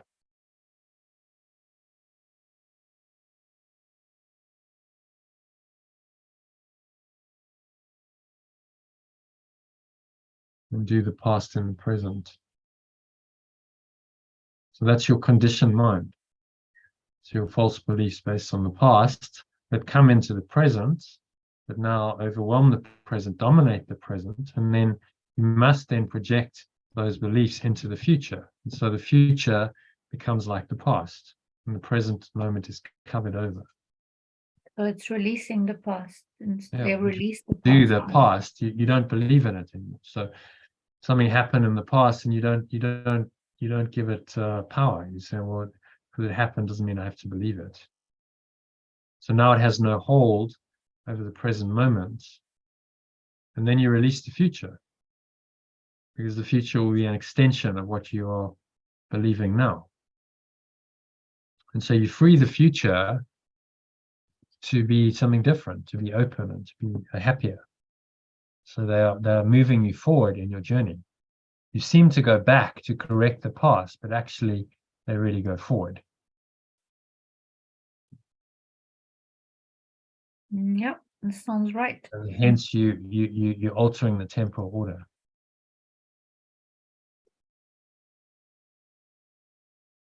Alter or change shouldn't make too much difference. They alter in the order of time.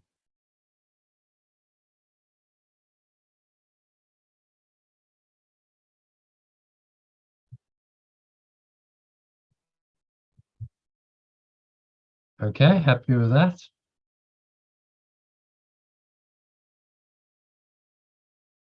Can you explain it back to me? So, what's he saying there?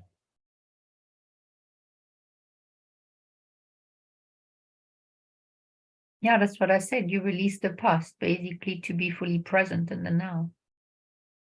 You're not worrying about the future. You remain in the now to welcome your true self again, or to be home back to your true self by correcting, letting and that go. releases the future. Yeah. Yeah, you both actually release past and future by being present, correcting in the present, or letting go in the present moment. Yeah. Okay, so next one. Miracles bear witness to truth. Jackie, if you can read that for us.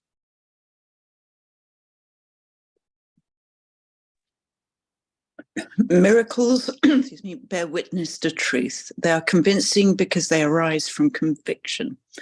Without conviction, they deteriorate into magic, which is mindless and therefore destructive, or rather the uncreative use of mind.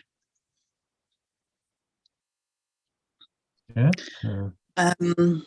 Well, perhaps miracles bear witness to truth, or sorry, corrections with a capital T. Would that be right?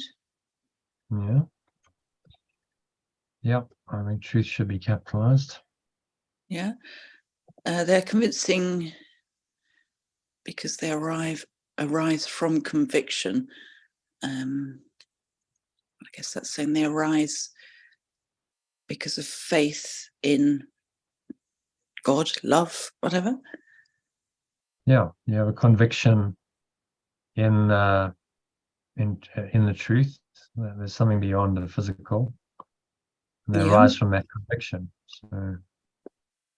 So otherwise, how would you let go? There has to be some level of faith in something else to let go. Without conviction, they deteriorate into magic. Okay.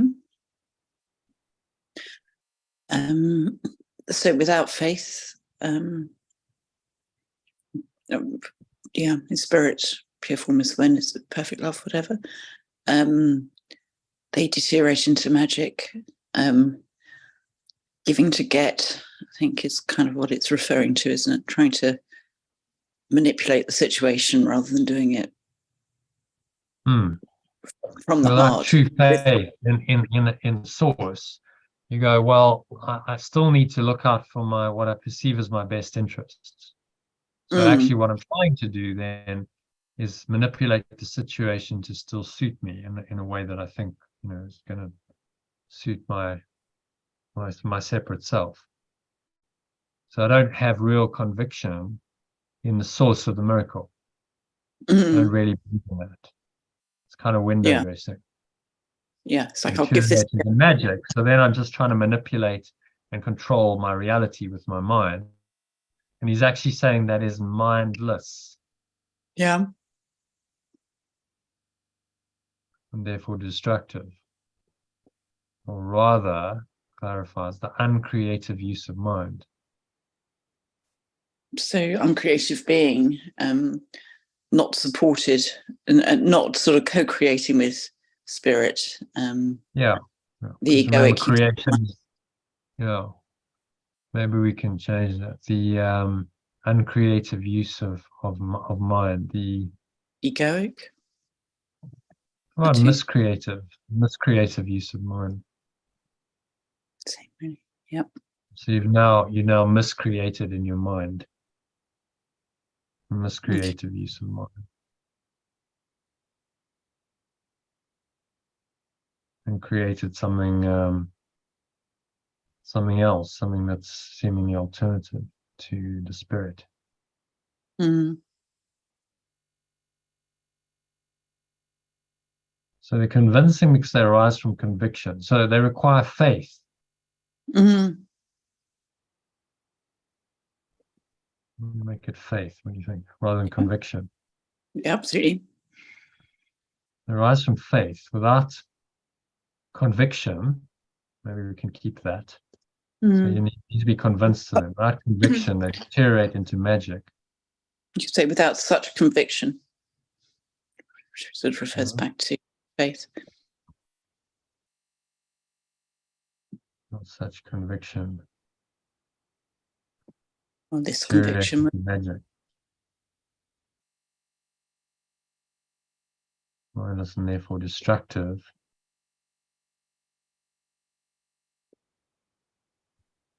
Sure, a lot of sometimes a punctuation. Maybe just accommodate, or rather, the miscreative use of mind. So mindless means the miscreative use of mind. Yeah. Then you've got magic, and you're trying to solve all your problems with the magic of the ego mind, and there's no faith in anything beyond that. No faith in a power that is transcendent. It's a little bit like having an understanding of the law of attraction and trying to apply it without, as you say, an understanding of faith in the transcendent and without coming from. Yeah, exactly. That's just magic. So, oh, okay. So I can use my mind to get what I want. Okay, that's nice. The separate self likes that. Okay, yeah. Well, if I can control reality, I can manipulate it, I can, using my mind, I can visualize, I can affirm, I can, whatever the tools are, and then I can get what I want. Great. The ego likes that. So it goes down that track quite eagerly, because it makes the ego mind more real. It strengthens it. That's why magic isn't any way out. So even if you achieve the goal, whatever the magic goal was, it's deleterious to you because you've strengthened your ego, and your ego then, if you did achieve it, you say, oh look, it worked, great, so do more of it, keep going.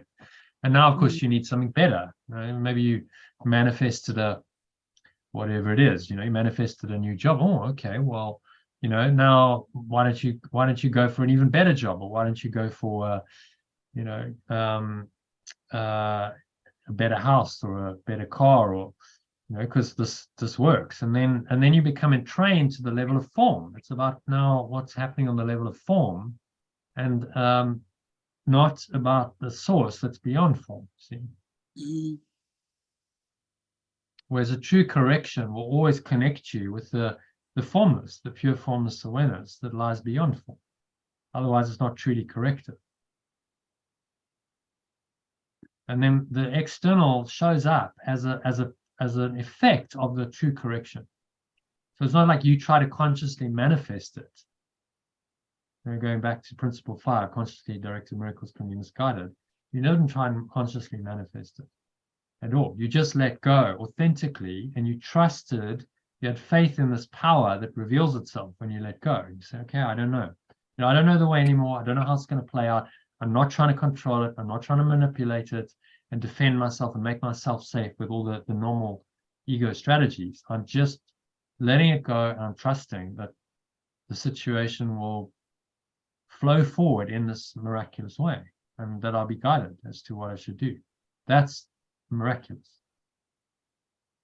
If you don't do that, and you say, no, well, I think I need this and this and this outcome, therefore I need to manifest something to get me that outcome. That's magic. And he's saying that's not corrective in any sense. It's a miscreative use of mind. So, down the plug hole with that, this single teaching goes, the whole law of attraction and any attempts to manipulate reality using it. So it's not what you want to do. It's actually destructive use of mind. Doesn't seem so, but you need to then understand the metaphysics. You understand what the ego is and what it does. Anything that perpetuates a thought system of separation perpetuates guilt and sin and fear and attack and death. So it's ultimately destructive, even if in that moment it doesn't seem to be. What's the harm? You might say, trying to manifest a bigger car or a better house or a better job. Well, the harm is you're valuing the thought system of separation, which has this extremely negative downside to it in doing that. By desiring something externally and not going to the spirit within you, you're believing in the ego, and then you have to accept the ego in all of its ugliness. It doesn't just give you the temporary desires. It's also got the guilt and the fear and the sin and the attack and the death. You've got to accept all of it. But it doesn't want to show you that. It will show you, okay, I can give you nice stuff. So then listen to me. But it won't show you the downside of that. But anyone who's dedicated their mind to magic will tell you there's a huge downside. Magic doesn't really bring them happiness. Okay, I think Jackie's just left us, so let's move swiftly on to number 15. Who wants to read that? Let's ask Jackie's still there. Kim?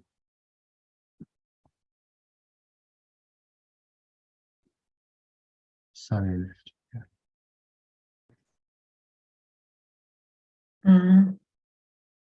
Number 15. Yeah.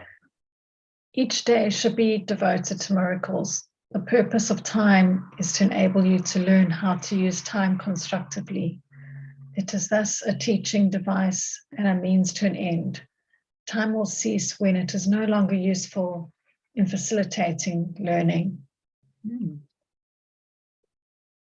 Yeah, so each day should be devoted to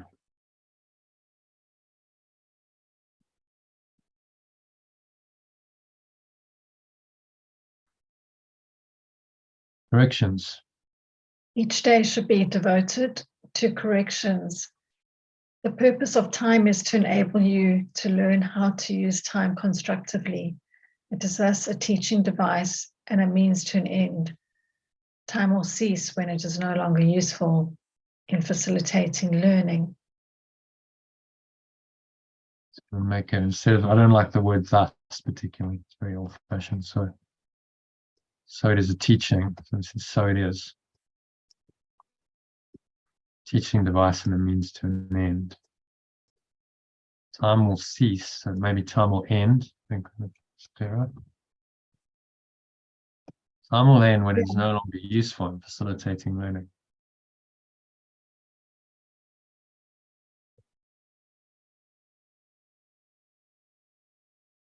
Any thoughts on that?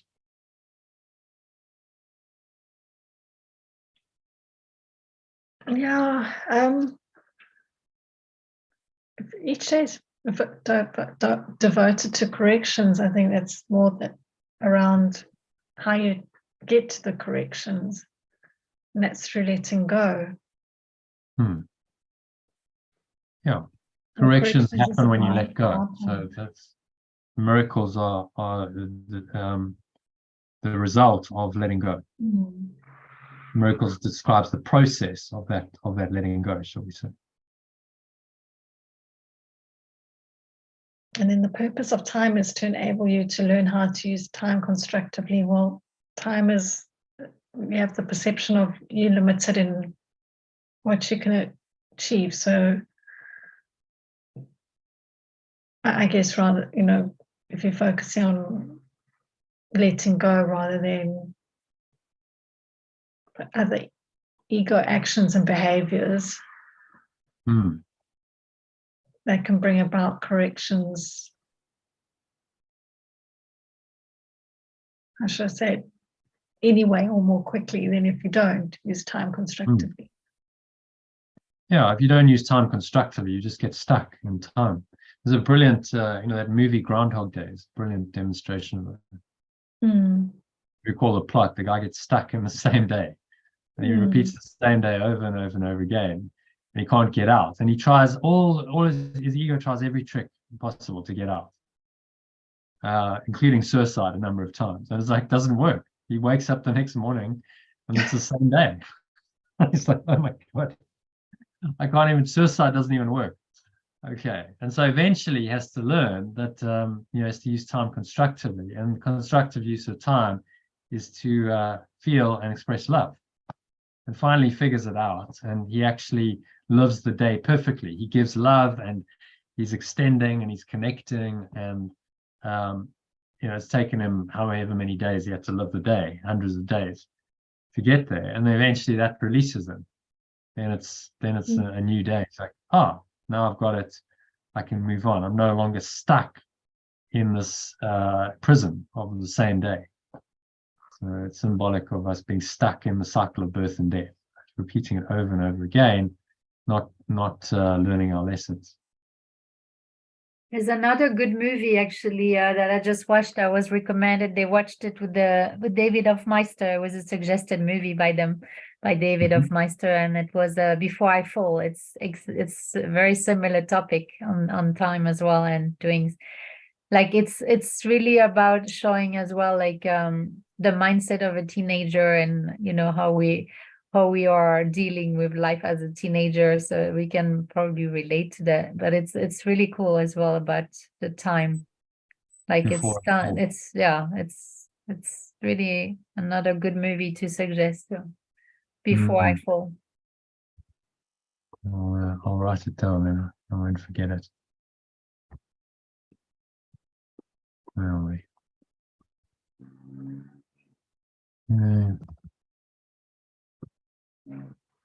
Before I Fall movie. Okay. Yes, it's a movie also about the ego, because as a teenager you're also very much in the ego. You tend to judge others, and you don't realize how you can be hurtful to others when you judge stuff. So there's a lot of amazing reflections in that movie as well. Thanks for sharing that. Yeah, you're welcome. The purpose of time is to learn to use it constructively. So we have this timeline, we seem to be stuck on it, there's stuff going on, and through this drama of our lives, we need to learn to use it constructively, which is to let go of the drama. That's the constructive use of time. We need to learn to let go of the ego psychological and emotional attachments to our story, which creates the drama and the trauma and the pain, and instead choose to let it go by going into pure formless awareness and perfect love in each situation. That's the constructive use of time. When we can let go of those psychological emotional attachments, we then correct the past in the present, and we release the future on the timeline, so that we can be in a happy dream. And we don't necessarily need to then have these traumatic experiences, because our mind is clear and free. So there's no ego that's causing them. So remember, it's all the drama and trauma is caused by the ego. So that kind of just visually demonstrates what we're talking about here.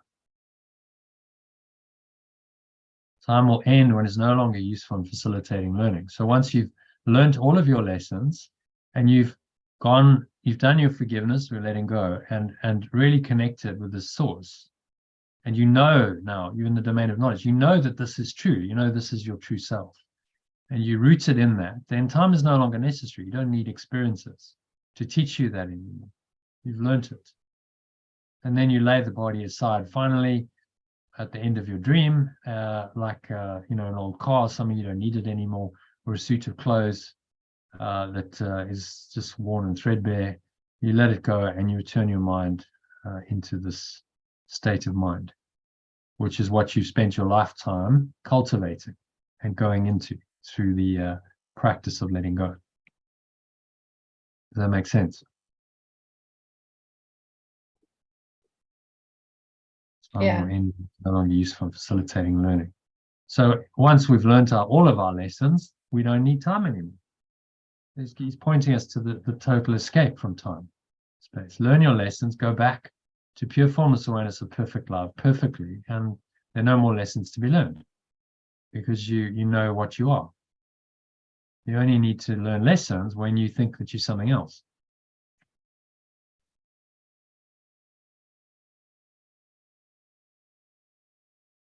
Okay, so happy with number 15?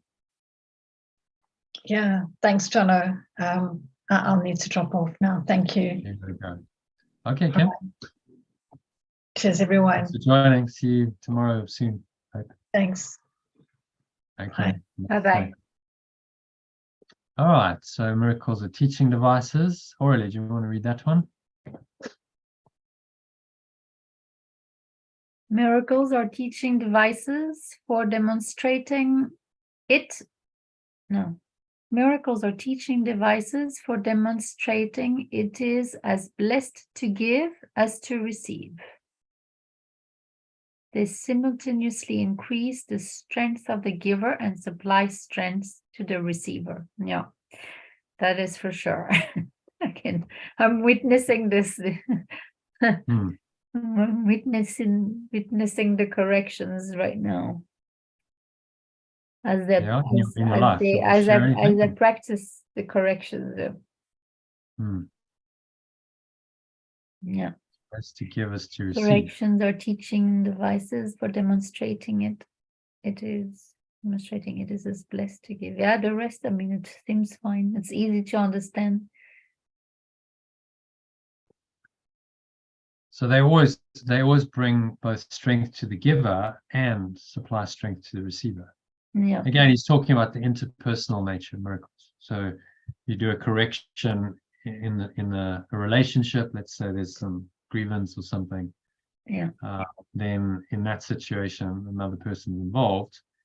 It would increase the strength of the giver because you allowing more love to flow into your mind, and supply strength to the receiver because you're allowing love to come in to that person's mind and correct their misperceptions.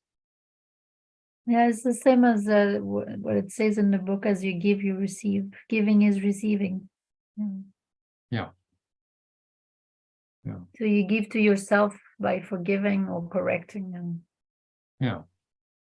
Because the law of truth is that the more you give something, the more you experience it. Yeah. So if you keep giving guilt in the form of accusation, blame, and complaint, then you have more of that to give. You see, you actually perpetuate it. It's a good one. So it works the same. It works, positively or negatively. The more you give guilt, the more of it you have to give, and you just keep having to then project it out to try and get rid of it. But it's like you're producing it. You don't realize that the more you do it, the more you foster it.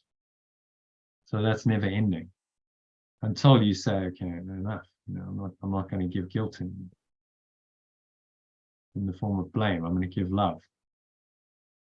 I give love in the form of the corrections, which are letting go. When you let go of negative thoughts and emotions, then that's a correction, and that might express itself in words and actions. Loving, kind words and actions.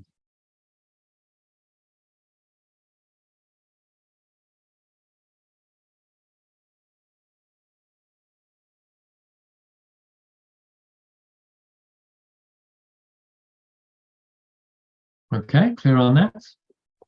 Yeah, thank you. Yeah.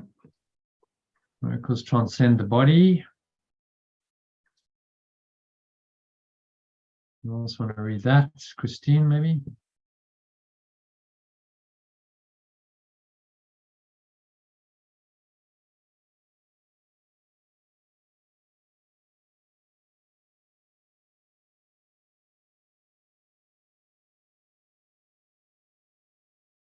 Christine, can you read number 17 or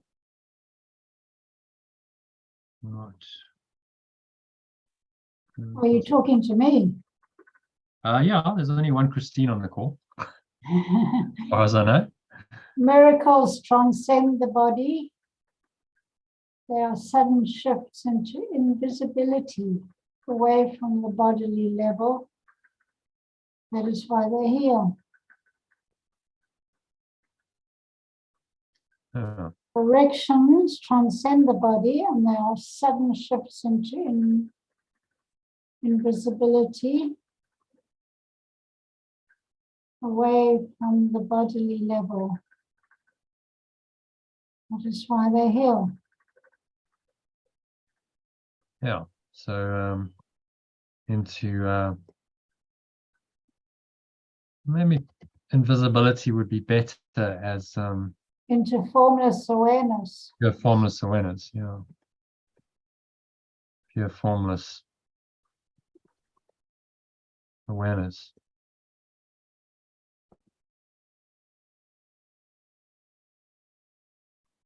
Away from the bodily level. So look at this diagram timeline. It's about shifting from a perception about time and space and the body is very real, and we're rooted now on the red timeline. We identify the character and the dream.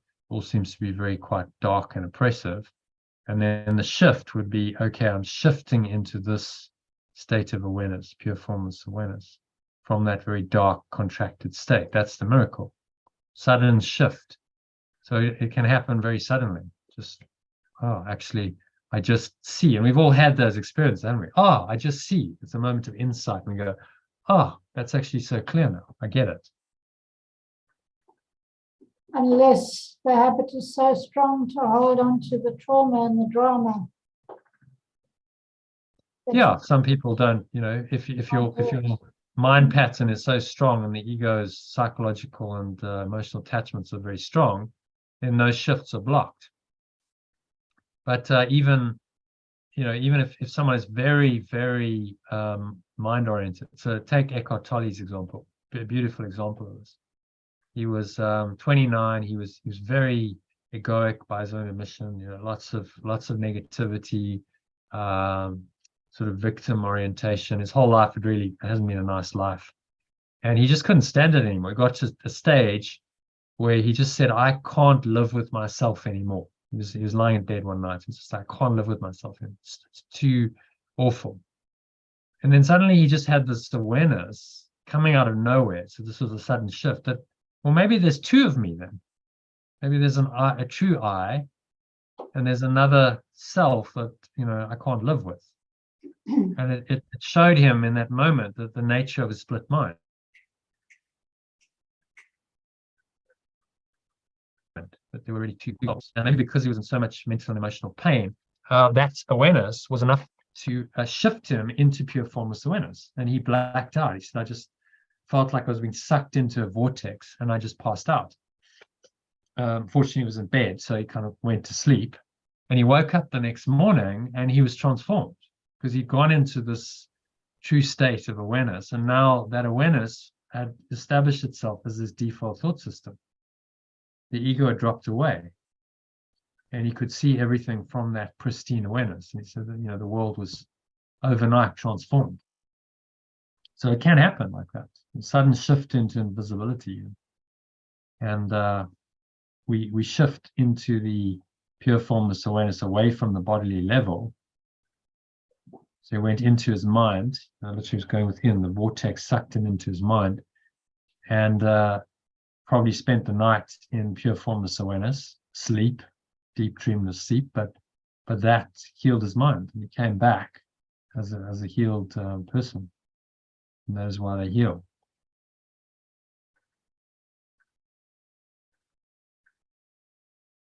Because heal and whole are the same root word. When you become whole, you know who you are, then you're healed.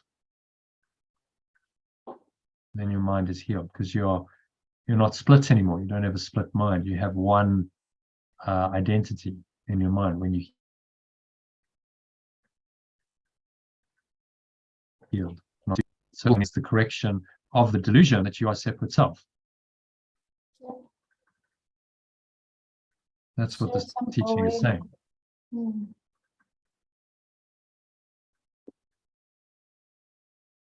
And miracles heal, corrections heal, because they take us away from the level of the delusion.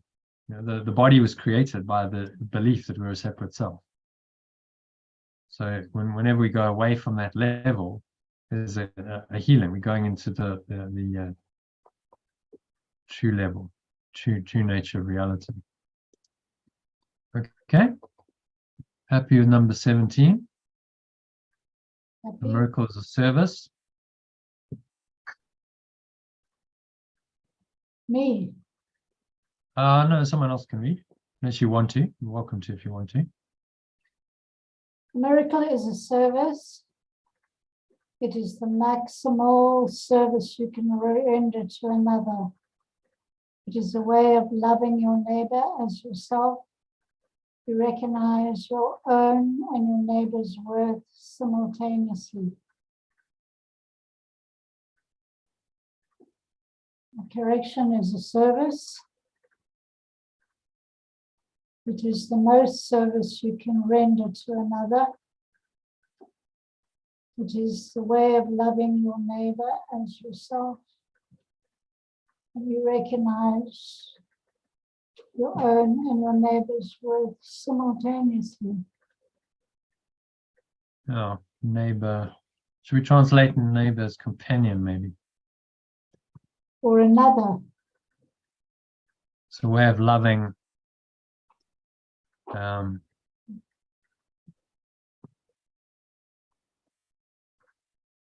Yeah, because it could be a child, it could be anything. Way of loving another person as yourself.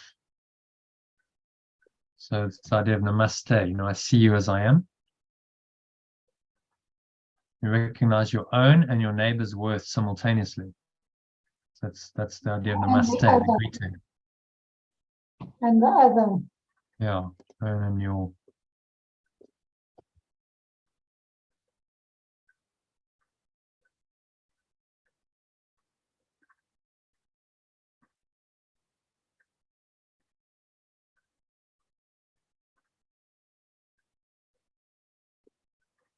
Your own and the other person's worth simultaneously whenever you let go. You're restoring your mind to the truth that you are oneself. That is the extension of God, pure forms, the oneness of perfect love. And you're really the same. There's no difference between you.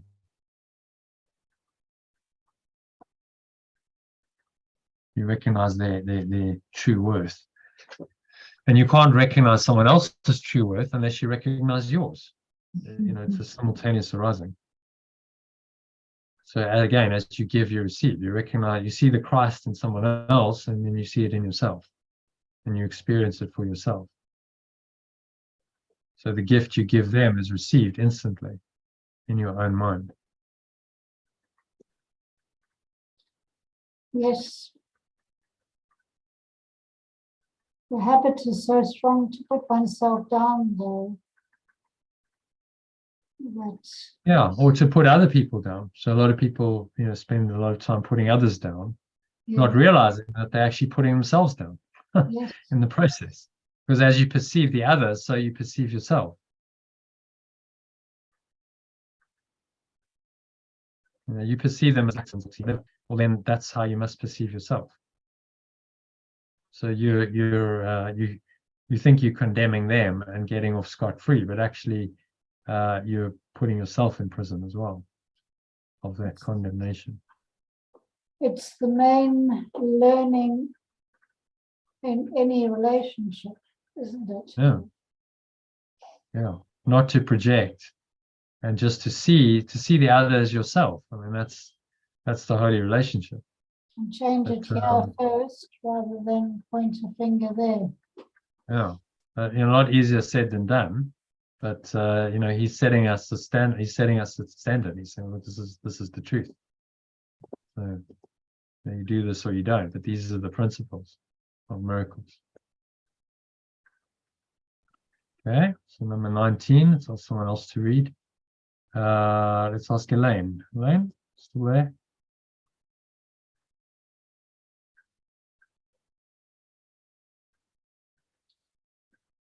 Is Elaine still there? Maybe not. Okay, someone else, Susie.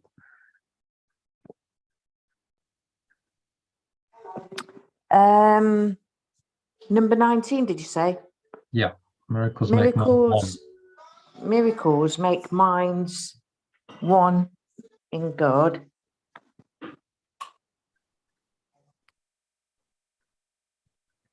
They depend on cooperation because the sonship is the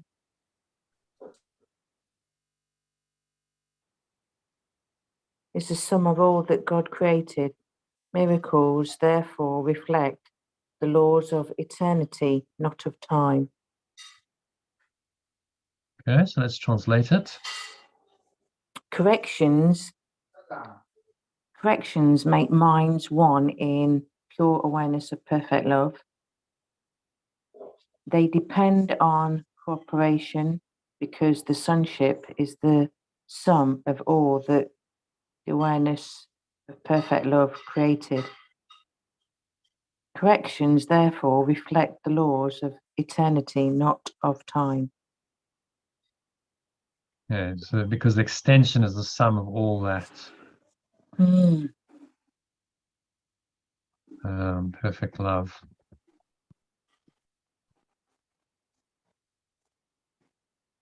And perfect love, instead of creates, perfect love extends. So it makes complete sense. Extension is the sum of all that perfect love extends. Well, obviously, otherwise it wouldn't be the extension. So you start to see the translations work. It's logically consistent. It seems so complex, doesn't it? Before you make the changes, you know, and it does. It seems it's the first time I've seen it. To be fair, you know what I mean. It's not. It's all new to me. So to me, it seems. You haven't studied the text before, have you? No. Because obviously I didn't start it till last February. Very new to it. Never seen it before. Yes. So the text is just the theory, and it can be a bit, on your own reading it. Well, it does. It seems really complex unless I'm a bit. Oh, so that's why we translate it. And it just becomes a bit more easy to understand. Dependent cooperation, because extension is the sum of all that perfect love extends. Okay, so corrections unite us in one. The whole point of the correction is it removes the idea of separation, and we merge in that one pure formless awareness of perfect love. We realize that we are that awareness, all of us. They depend on cooperation because they come from unity. So cooperation and unity go together. Because extension is the sum of all that perfect love extends. Okay, so we're all extensions of this perfect love, and when we cooperate and there's a unity and a harmony, then we are feeling that true reality. We're connecting with our true nature as one, and that's why it feels good. Cooperation, working together with people harmoniously, teamwork, supporting each other. It feels good. It nurtures our soul and our spirit. Because it's a reflection of the ultimate truth, that we are one. Corrections therefore reflect the laws of eternity, not of time. So time is about separation. What's temporary, nothing lasts, everything's changing, nothing can be relied on. Corrections reflect in this world the laws of eternity. So it's like it's a mirror. We take the mirror of our mind and we get the source, and then we reflect it, and we shine that light that's reflected from source into the world, and we extend it into the world. And then people look at the mirror and they go, wow, that's so blinding. But we're not really the source, we're just a reflection of it. We are see what I mean? We're just a vehicle for the source now to come through and shine into the world through us. But the mirror of our mind must be clean to allow that. If the mirror is dirty, then the reflection is going to be dull. So we must clean our mind to allow that to be pure reflection, and the source then to come through and reflect on the mirror, through the mirror of our mind into the world. in a clean, bright way. I mean, if someone is in the spirit and their mind is clean, then they will radiate this light into the world.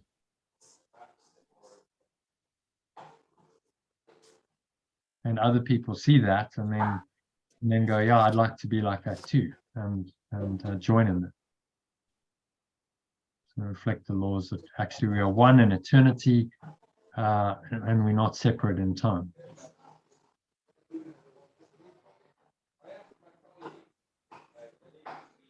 Okay. Yep. Happy with that? Yep. So number 20, miracles reawaken. You want me to do that one as well? Yeah, why not? Do two.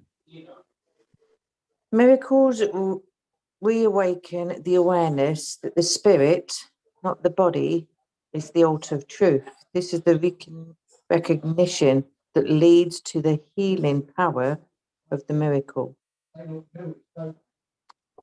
Alternatively, corrections reawaken the awareness that the spirit, or is spirit extension again, Jono? Is it? Mm-hmm. The spirit, well, interesting now, again, there's capitalization there. You know, the spirit should be capitalized, really. You know, why is it small? Oversight, I think. So we'll capitalize it. Spirit, not the body, is the altar of truth. Okay? So the altar, remember what our translation for altar was? No, I can't. No, it's the, I'd be impressed if you did. It's the foundation. I would have been really impressed, Jono. If you got that, I would have. Okay. And you really paid attention. I feel, foundation of truth. I was going to say I've got brain freeze, but I don't mean it in that way. It's just, no. So that's the foundation. Altar is the foundation of truth then? Yeah. The altar is just, he's using the idea of the altar in church, which is the foundation of the church.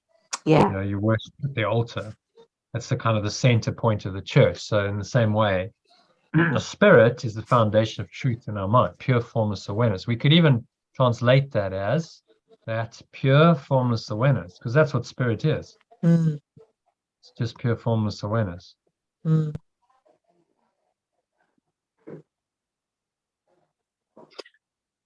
pure formless awareness, not the body, yeah, is the foundation of truth. This is the recognition that leads to the healing power of the miracle. Okay? So we identify with ourselves as pure formless awareness, and the body is not truth. Body is not who we are. We don't look to the body for some kind of foundation, because it's a lie. And this is the recognition that leads to the healing power of the correction. So you see what happens whenever we do the letting go. There's kind of a recognition of truth that arises. We start to learn the truth through the letting go. And we recognize that, okay, actually, it's not the body that's the truth. It's actually this awareness that's arising in my mind. That's the truth. The corrections allow that awareness to come back into our minds. The means, the mechanism of that awareness arising again in our minds and becoming the dominant awareness once again, from being suppressed and denied to now becoming the dominant awareness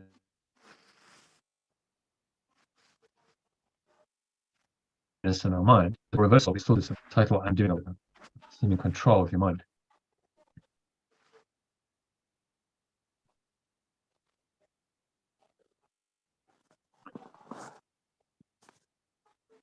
Now, okay, any other comments, questions on that? No. Okay. Next one, someone else. ask Elaine, maybe. Elaine, can you read Miracles and Natural Signs of Forgiveness?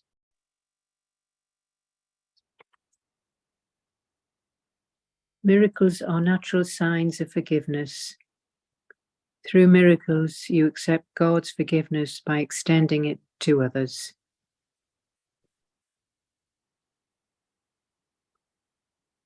Corrections are natural signs of forgiveness. Through corrections, you accept God's forgiveness by extending it to others. Yes, so forgiveness is letting go. Corrections are natural signs of letting go. Yeah? So the miracle, the correction is the process that follows when you let go. So you correct internally, there's a shift in your mind, and then maybe there's an external shift, and that's the sign that you've let go.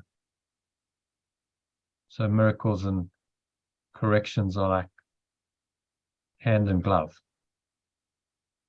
go together.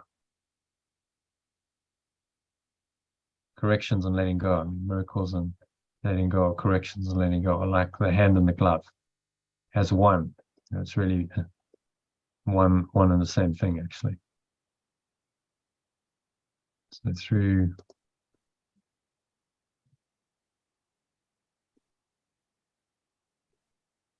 corrections, you accept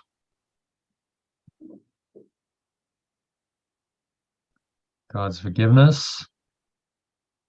So that's by extending it to others. Right.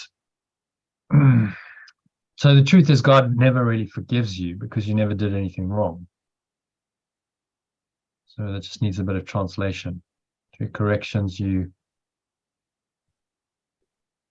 accept God's forgiveness. You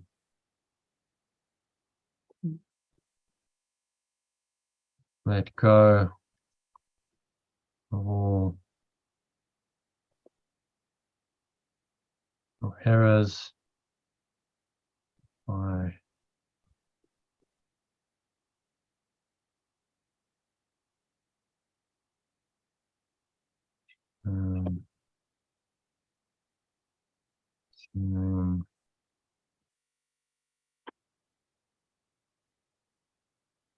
falsity in the light of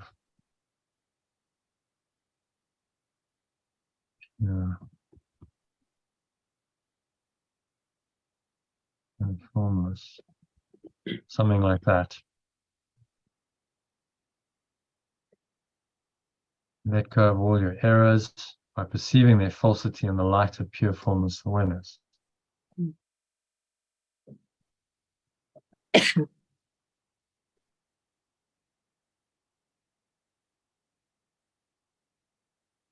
From maybe not in the light, from the perspective. So it needs quite a bit of translation, but do you see why we do it? Through miracles, you accept God's forgiveness. Okay, so God never forgives you, really, in truth, because God never judged you.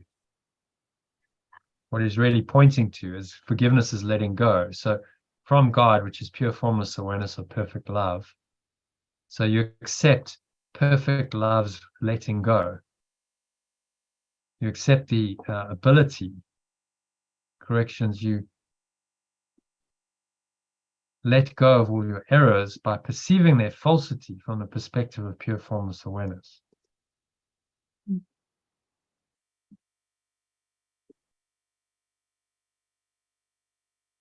By extending it to others. Because you accept God's forgiveness by extending it to others. You let go of all your errors.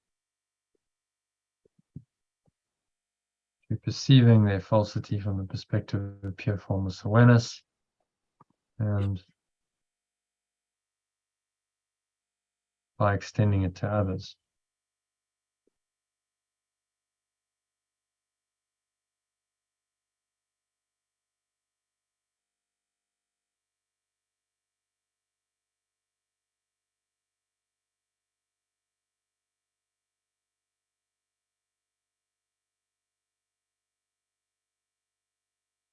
Okay, do you want to read that from the top? Does it make sense?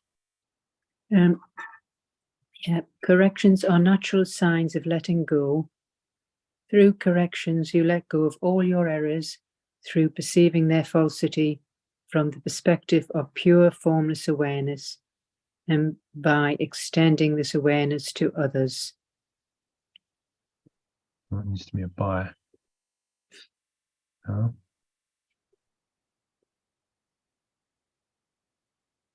So does that make sense? Yeah, that's better than the other one. Well, the danger is when you say you accept God's forgiveness.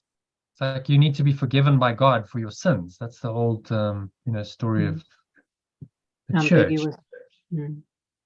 But if you never sin, then there's no need to forgive.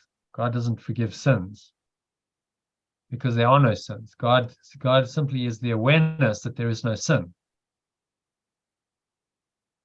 So it's quite important to get accurate with the language of what you're actually doing. You let go of all your errors by perceiving their falsity from the perspective of pure formless awareness. They are not true in the light of that awareness, which is the ultimate truth. And then by extending this awareness to others. So as you give it, you receive it. The more you extend it, the more you acknowledge that this awareness is the truth and all your errors are corrected. And you must forgive others.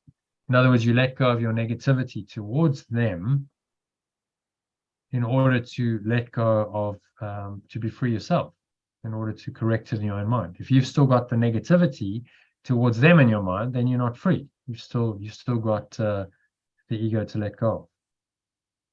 So that's why to forgive others is to forgive yourself. Do you see? Because when you let go of your own negativity, then you free yourself. So it's really simple when you put it in letting go terms, but otherwise it can be a bit obscure. When I forgive others, then I forgive myself. How does that actually work? So it just needs some reinterpretation.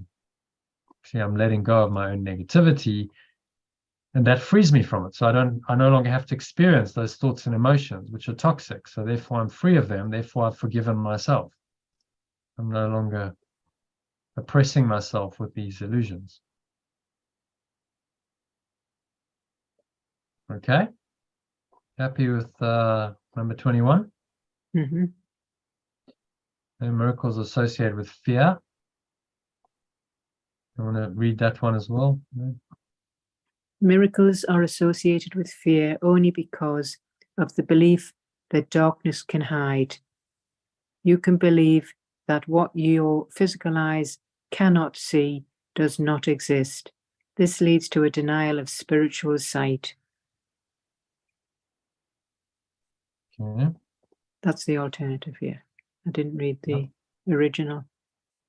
Yeah, so corrections are associated with fear and because of the belief that darkness can hide. So darkness is, we translate that as limited awareness, which is the ego, limited awareness. Part of your mind that is very limited in its belief, and that this limited awareness can hide. You believe that what your physical eyes cannot see does not exist. This leads to denial of spiritual sight.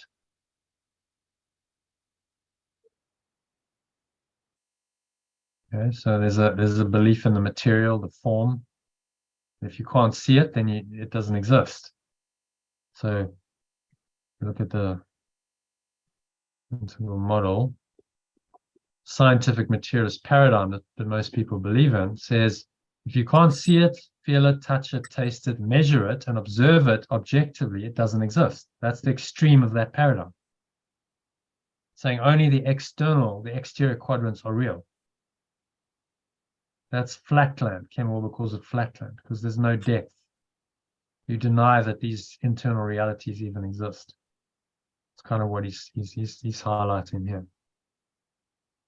Believe that what your physical eyes cannot see does not exist. The flatland paradigm. This leads to a denial of spiritual sight. So if you only believe that the external world is real, then you must deny that you have a mind. You don't even believe in the interior reality of your mind. So spiritual sight, spiritual perception comes from the acknowledgement that you are primarily a mind, and that your mindset, thoughts, emotions, and the result of them, perceptions, is primary. The reality is created by your mind. So it's a denial of if you deny you even have a mind, how can you come to know what you are as mind? You can't. So you deny your spiritual sight, and you deny your spiritual nature.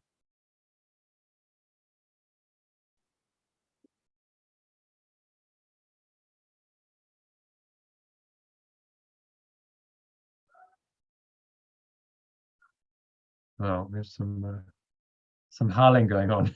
I can hear the dogs. I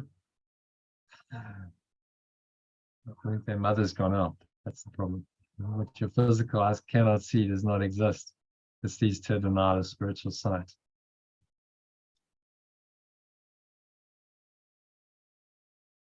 Okay. Does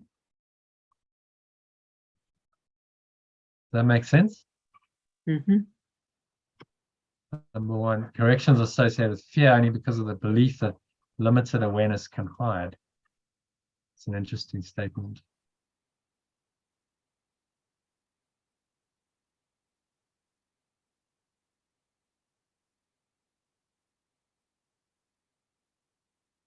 Any thoughts on that?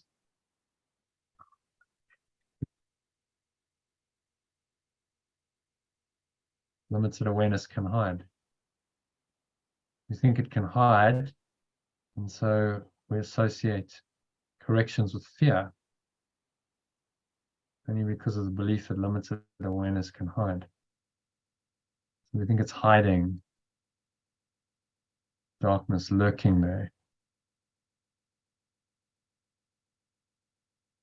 And the corrections which would expose it and bring this limited awareness up, it's painful. Corrections are then associated with fear.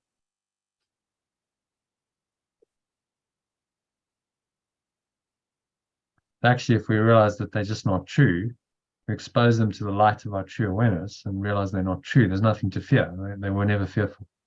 I think that's what he's trying to say there.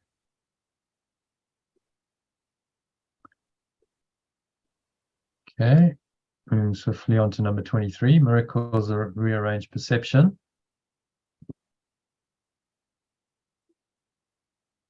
So, Aurélie, do you want to read that?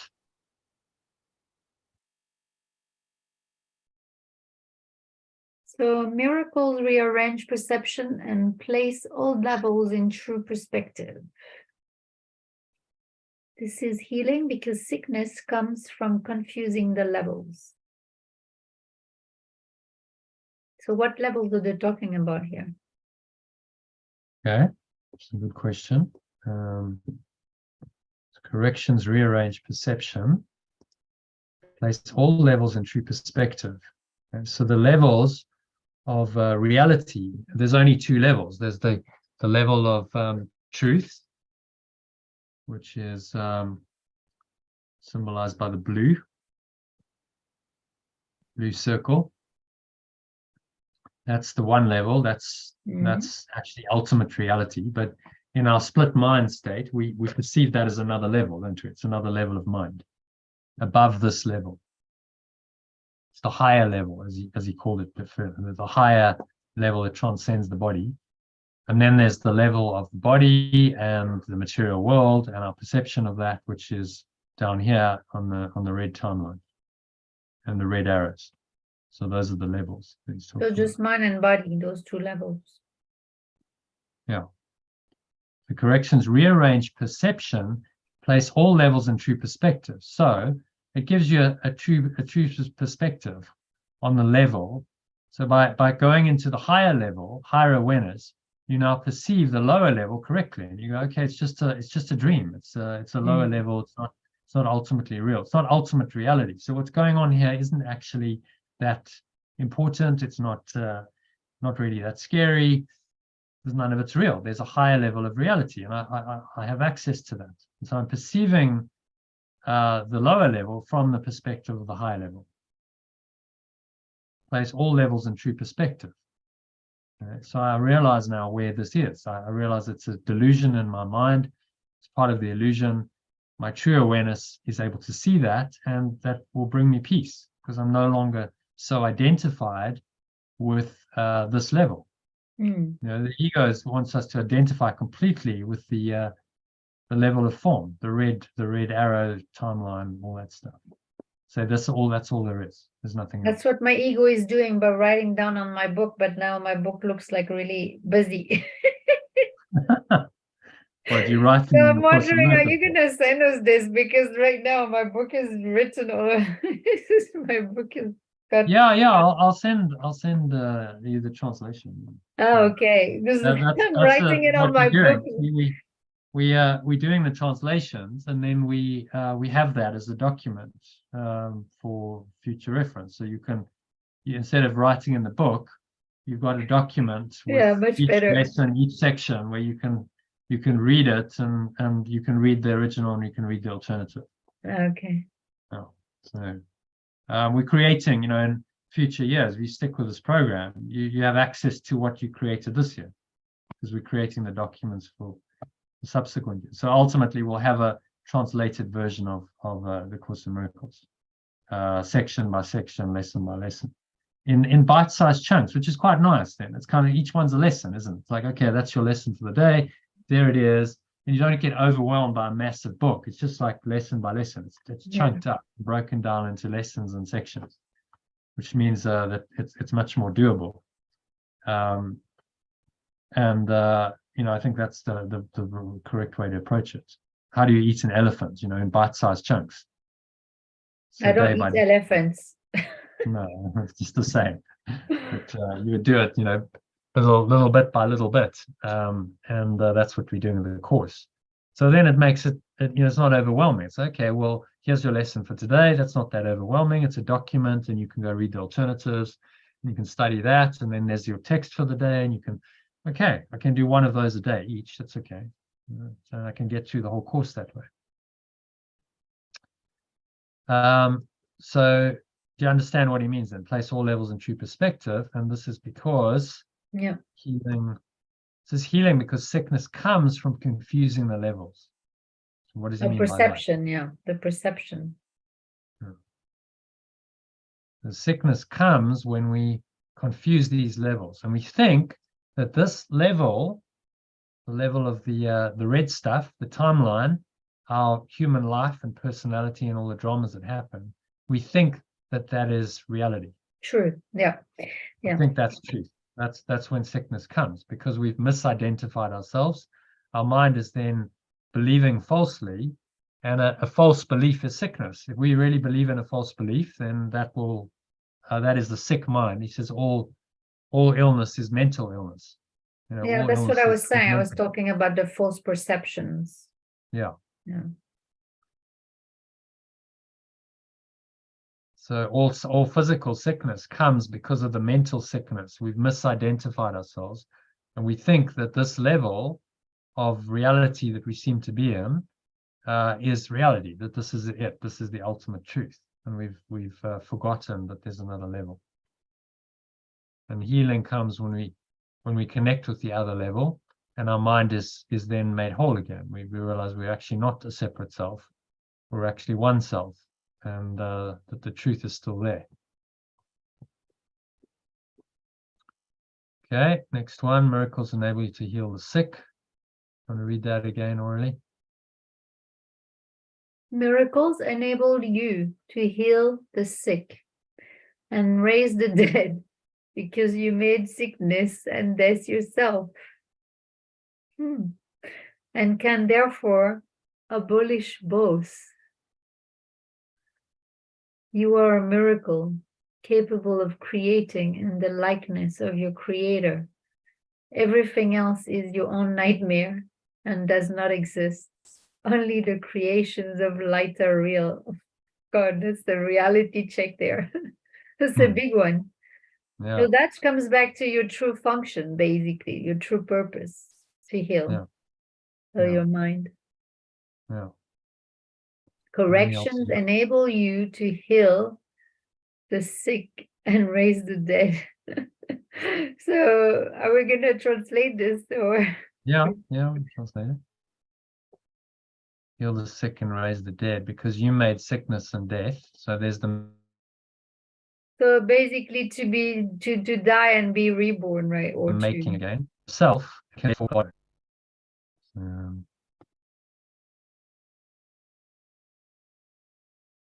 So if we made them, we made up these illusions, then we can abolish both, because they're illusions in our mind. Yeah, that's a biggie. That's a big one there. Yeah. Yeshua's saying to us, well, you can do, I mean, his own story was he healed the sick and he raised the dead. So you can do that if you correct your mind. You realize that sickness and death are illusions. They're not real. Yeah, I need to yawn on that one. It's a release. That's a big release there. Yeah, that's a big statement, this one. Yeah. I mean, it's really it's a big realization.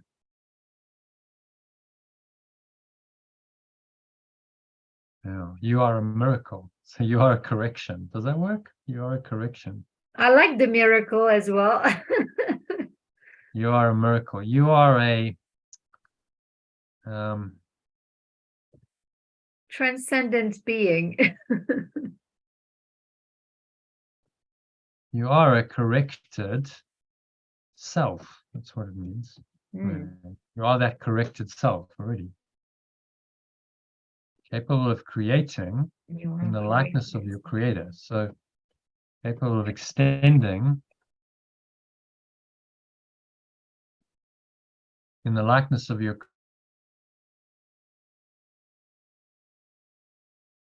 creator as your source extends. Capable of extending.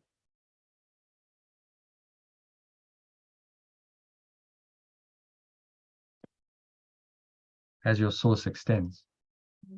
So it extends to you, and then you can extend to others. So it's extending through you to others. Then you realize it's not separate from you, it is you. Yeah. You just allow it to come through you and extend through you. And then he says very clearly, everything else is your own nightmare. It does not exist. Everything else, it's quite a statement again, everything else, right? Other than this corrected self, capable of extending as your source extends. Maybe we'll take it a loving self. How about that? That's nice. You are a loving self. Capable of extending as your source extends. Everything else is your own nightmare, does not exist.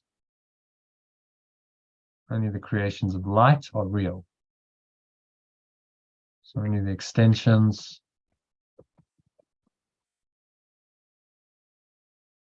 You can capitalize that really, I think. And the extensions of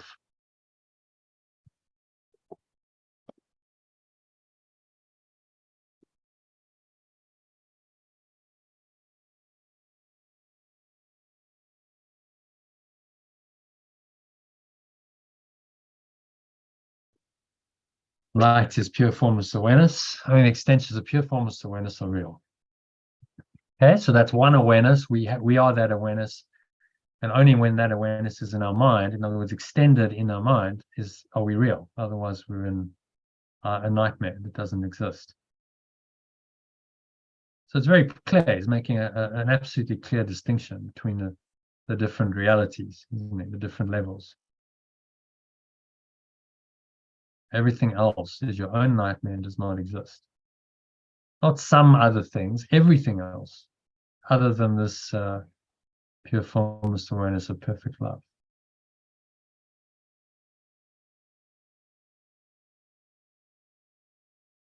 Everything else is a delusion.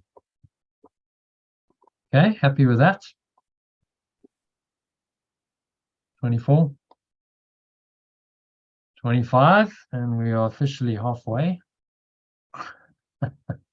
See how we go. It's been already 3 hours, so we'll see. See if we can crack on, because I'd like to do this, finish it, so that you know it's done, and then we can send it out to everyone. So be happy to continue. Let's do this one. Does anyone need a break? Yeah, I need a food break. I haven't had much today. Yeah. So did you fast? Did you try the fasting? I actually do it sometimes automatically, like I just don't eat sometimes. I eat when I'm hungry, basically, so. Okay, so let's do the last 25, and then maybe we'll take a 5-10 minute break. Do that. So miracles are, you want to read that already? Am I the only one left in here? No, there's other people. There's 2 others. There's Elaine and Susie. Yeah, really, but I've got to take the dogs to the toilet. Sorry. Yeah. So we'll take a break after 25, okay? Yeah. Great. So miracles are, miracles are, you want to read that already? Miracles are part of interlocking chain of forgiveness, which, when completed, is the atonement. Atonement works all the time and in all the dimensions of time. Yeah, I feel like this atonement is ongoing forever. So try changing the way you say that. Say it as at one mint. At one mint. Yeah. Read it again. Read it again with at one mint and corrections, and see corrections are part of an interlocking chain of letting go, which, when completed, is the at one mint. At one mint works all the time and in all the dimensions of time.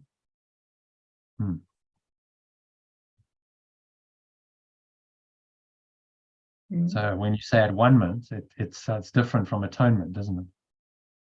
At one mint makes me think of oneness, is the oneness. Yeah, exactly. As opposed to atonement, that's the traditional pronunciation of it.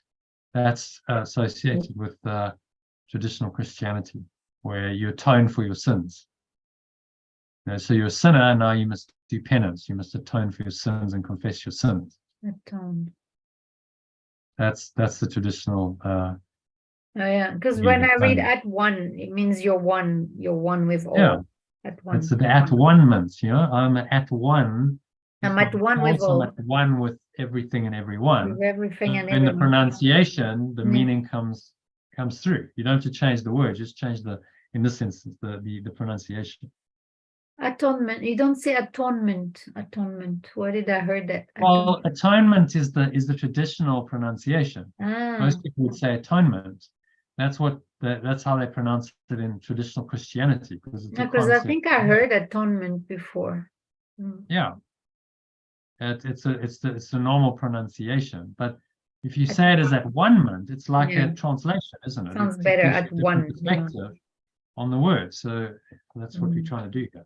So you just change the pronunciation in this sense. And when the corrections, which are the interlocking chain of letting go. So the letting go leads to the corrections in your mind. And when the interlocking chain of letting go is completed, and every mind has let go completely, then that one mint is complete. And the mind is once again at one with its source. Feels like there's still miles to go. That's the universal purpose of that's the ultimate purpose of the universe. Is this at one mint is threading its way through, it's weaving its way through the dream, and it's calling us to return to oneness.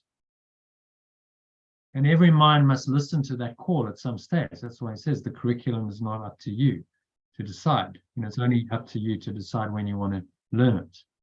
So Jesus and Buddha are the ones that supposedly reached at one mint. Yeah, they attained the this state of mind. I mean, Yeshua said he's the one in charge of the atonement.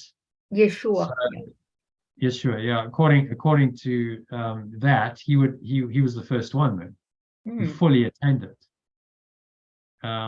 Gary Renard discusses the issue at some point in. Sorry, Gary Renard, what? He discusses that issue of the Buddha versus, I think it was in Disappearance of the Universe. Oh, really?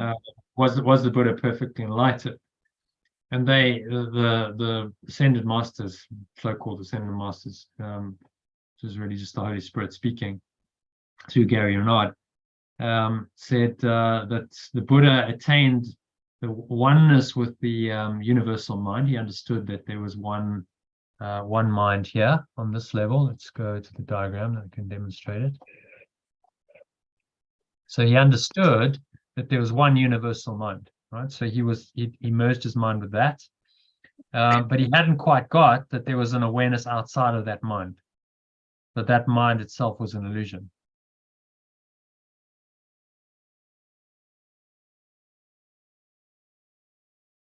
Which is Yeshua understood that the ego, universal mind, consciousness, whatever you want to call it, that's behind the entire universe is false, illusory. He understood that there's another awareness that lies entirely outside of this thought system. And according to the Gary Renard and his ascended master friends, the Buddha hadn't quite got that. We don't know whether that's the case or not. So yeah, but Yeshua understood that there was this other awareness that was completely outside of time and space. And that was the ultimate truth. So completely transcending all illusion. No illusions left in the mind.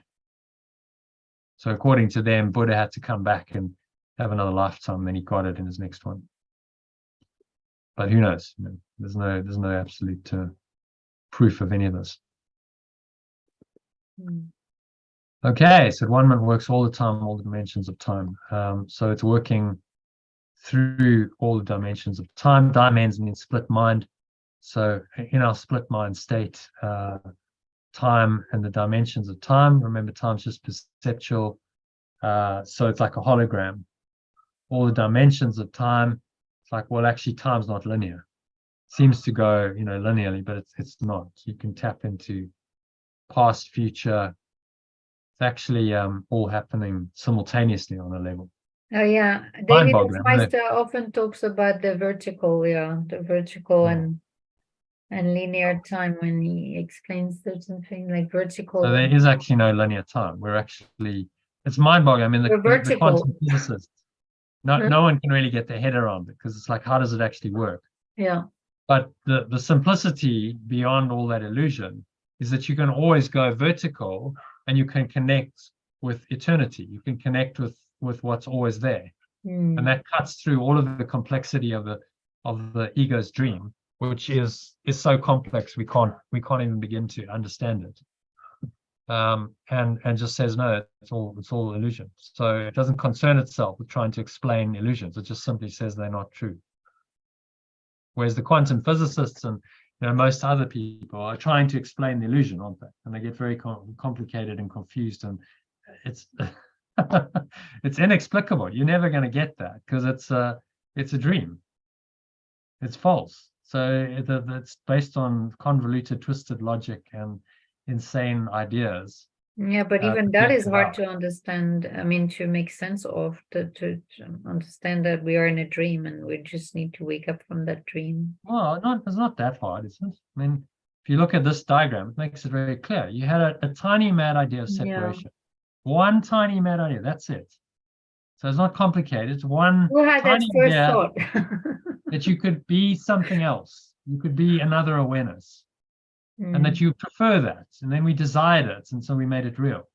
And our desire made it into a belief, and we believed it. And the more we believed it, that took us down this ladder into this horrific thought system and reality. But it's just a tiny mad idea. That's all he's saying. It's nothing to be scared of. Just a false idea in mind. It's crazy really how simple. We perpetrate this system. It's crazy how when you think about like how we perpetrate this egoic system or this Perpetuate, yeah. ego system. Well, because once you're in it, now this thought of separation seems to be the truth, doesn't it? It seems to be the foundation of reality. The what? Yeah. This thought of separation seems to be the foundation of reality. And so you now interpret everything from that perspective, from the idea of separation. Yeah, I started releasing that belief in separation from the source, from love. I started like doing release prayer. Well, that's what this is all about, ultimately. The letting go, the little letting go, and the little miracles, when you reinterpret the dream, are the undoing of that idea of separation in your mind. Yeah, but if you integrate it, it will go much faster. If you integrate it in your mind-body system, I think it's gonna go faster. Hopefully. Yeah, well, you must believe it fully. It must be it must be known. You must you enlighten when you truly know that this is an illusion. This is just false idea, and you truly know that, and you don't believe in any way, shape, or form in any of this stuff. Your mind is not attached to any of this. You see it for what it is. It's just a delusion. Well, after Vipassana, yeah, I had that belief that we were all one and that there was no separation. It's just.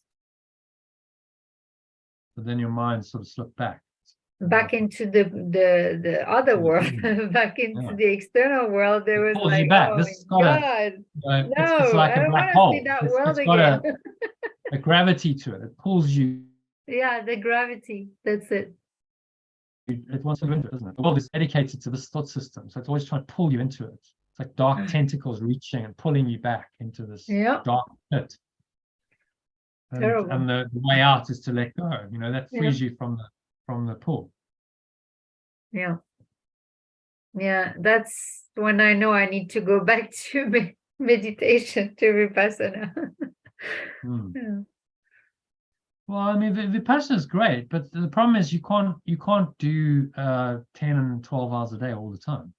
I know it's extreme. Yeah, it is extreme. Extreme. So you can get into that very high state of mind, but it's about sustaining it and living.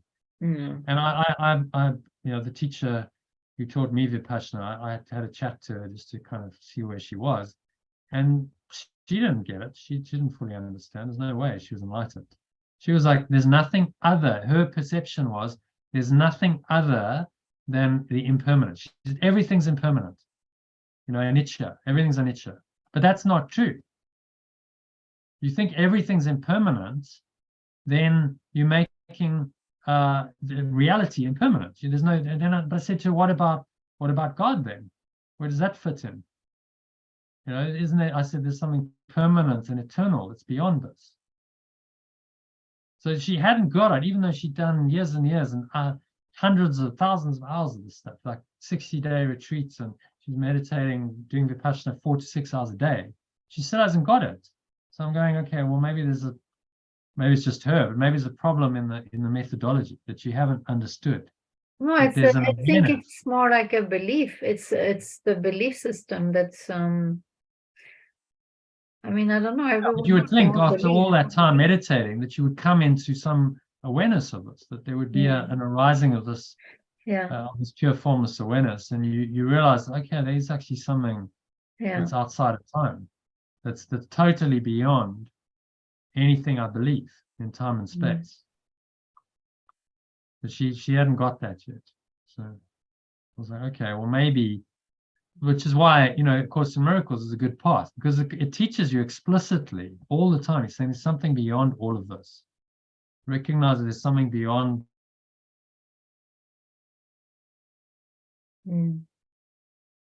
This whole construct of thought that you're caught up in. That's God. It's not in the system of the ego at all. It's totally outside of it. So you got to let all of this go in order to go back to this. Yeah, Elaine, you're my buddy, so you must keep me accountable for this. Oh, yes. Well, I just find it. You must keep each other accountable for this. Oh, yes. Well, yes. we're on the same level. Yes. Actually, the other question is that you keep hearing in Course in Miracles, level confusion. Is that the thing where we're flip-flopping from this red bit to the blue bit? Is that what they're meaning? Because I often hear that expression. And so you mistake level confusion as I'm thinking this level is reality, right? So my mind then gets attached to this level, and I get sucked into it, and I forget that this is another level, and so then I'm level confused. Right, because I keep hearing that expression. I'm making this level reality, you know. Yeah. And then everything's upside down. If I believe this is reality, then everything's confused. I've got totally confused about myself and reality and everything. Yeah. Well, I guess you know, what applies at this level does not apply at another level. So level confused would be like I'm trying to apply the laws of time into this level, the eternity. Right. That doesn't work. You can't mix the levels. You don't get level confused when you clearly understand, okay, there's this level of reality. It's an illusion. It's false. And it has its own laws and its own set of dynamics. And this is all explained, and so I can understand that. But it's not ultimately real. But it's difficult sometimes to be clear on certain things, like clear on certain beliefs. And like you were mentioning the word magic. I mean, it was written in the book before, but the word magic, when you actually think you're doing it at the love level or at the God level, but it's actually not.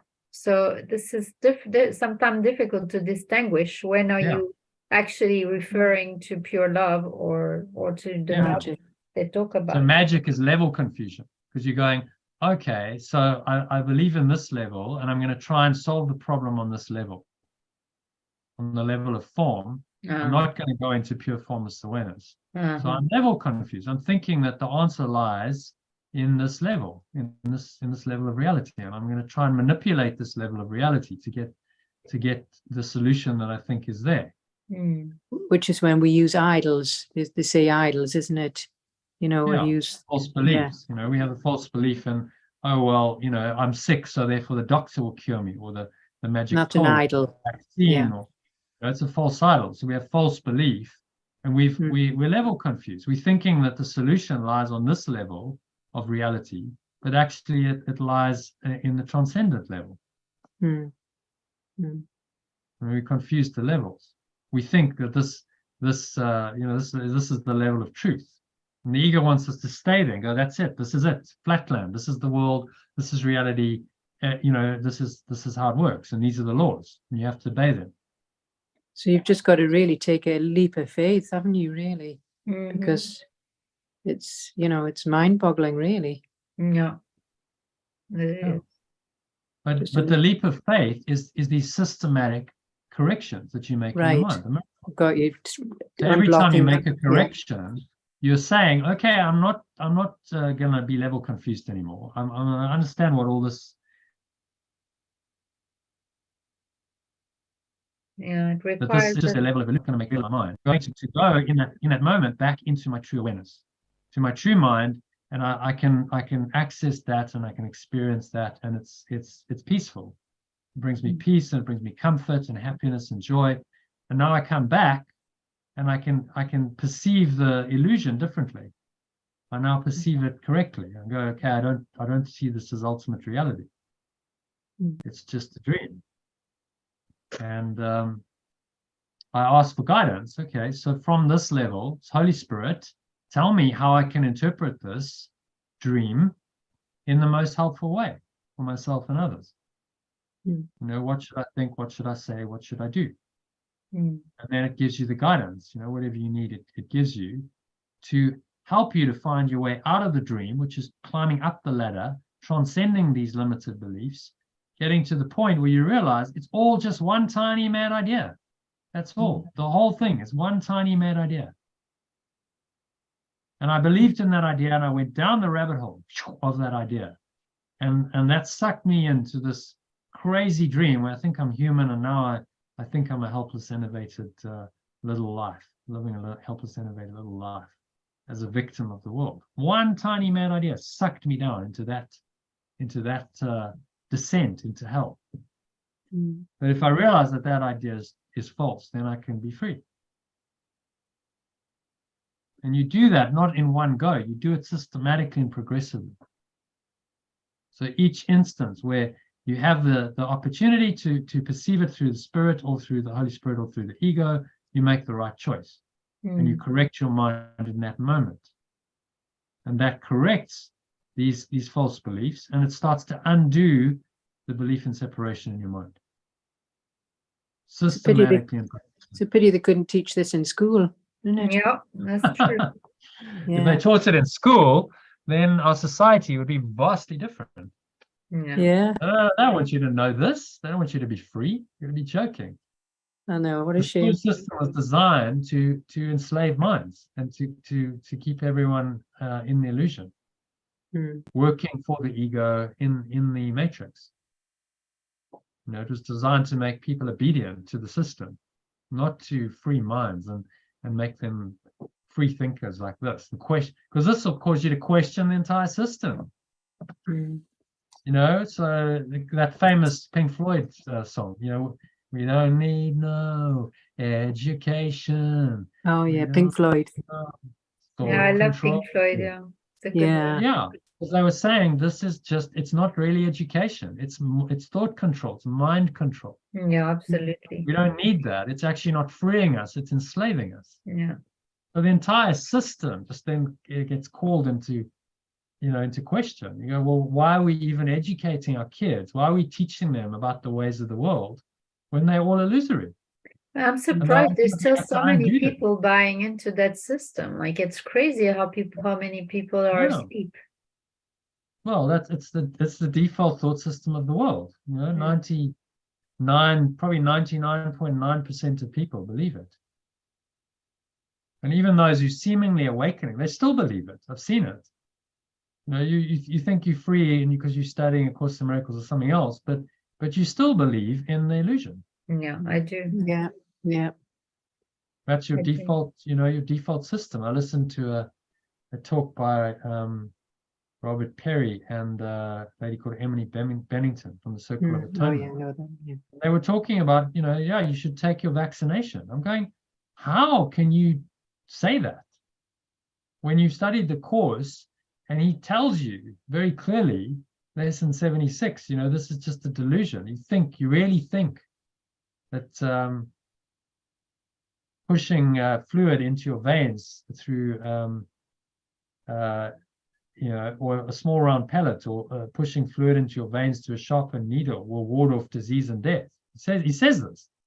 Like, he's explicit. He says that you think that a vaccination is going to work. He says this is insanity that thinks these things. These are not laws but madness. That thinks that what's going to work? Huh? What did you say? You think that it's the vaccination that's going to work? Well, I mean, he even names it explicitly. He says, look, here it is, the workbook lesson 76. So they do this whole webinar on the vaccine issue, and they ignore what's right in front of them in a lesson. They didn't mention this. How crazy is that? Well, that just shows you the level of, like, the ego's still got a hold in the mind. He even says, look, you really think a small round pellet or some fluid pushed into your veins to a sharpened needle will ward off disease and death? Like, that's a pretty explicit reference to vaccination, isn't it? Couldn't be more explicit. And then he says it is insanity that thinks these things. You call them laws and put them under different names and long catalog of rituals that you have no use and serve no purpose. You think you must obey the laws of medicine, of economics, and of health. Protect the body and you'll be saved. So you can delete the thought that it's going to affect your body, right? You just have to cancel that belief that it will affect your body in any way, right? It's got to go like, this is all illusion. If I believe that this is going to keep me safe, that some fluid pushed into my veins will keep me safe, I'm identifying myself as a body. And that is what he's asking us not to do in the entire Course. He's saying, don't do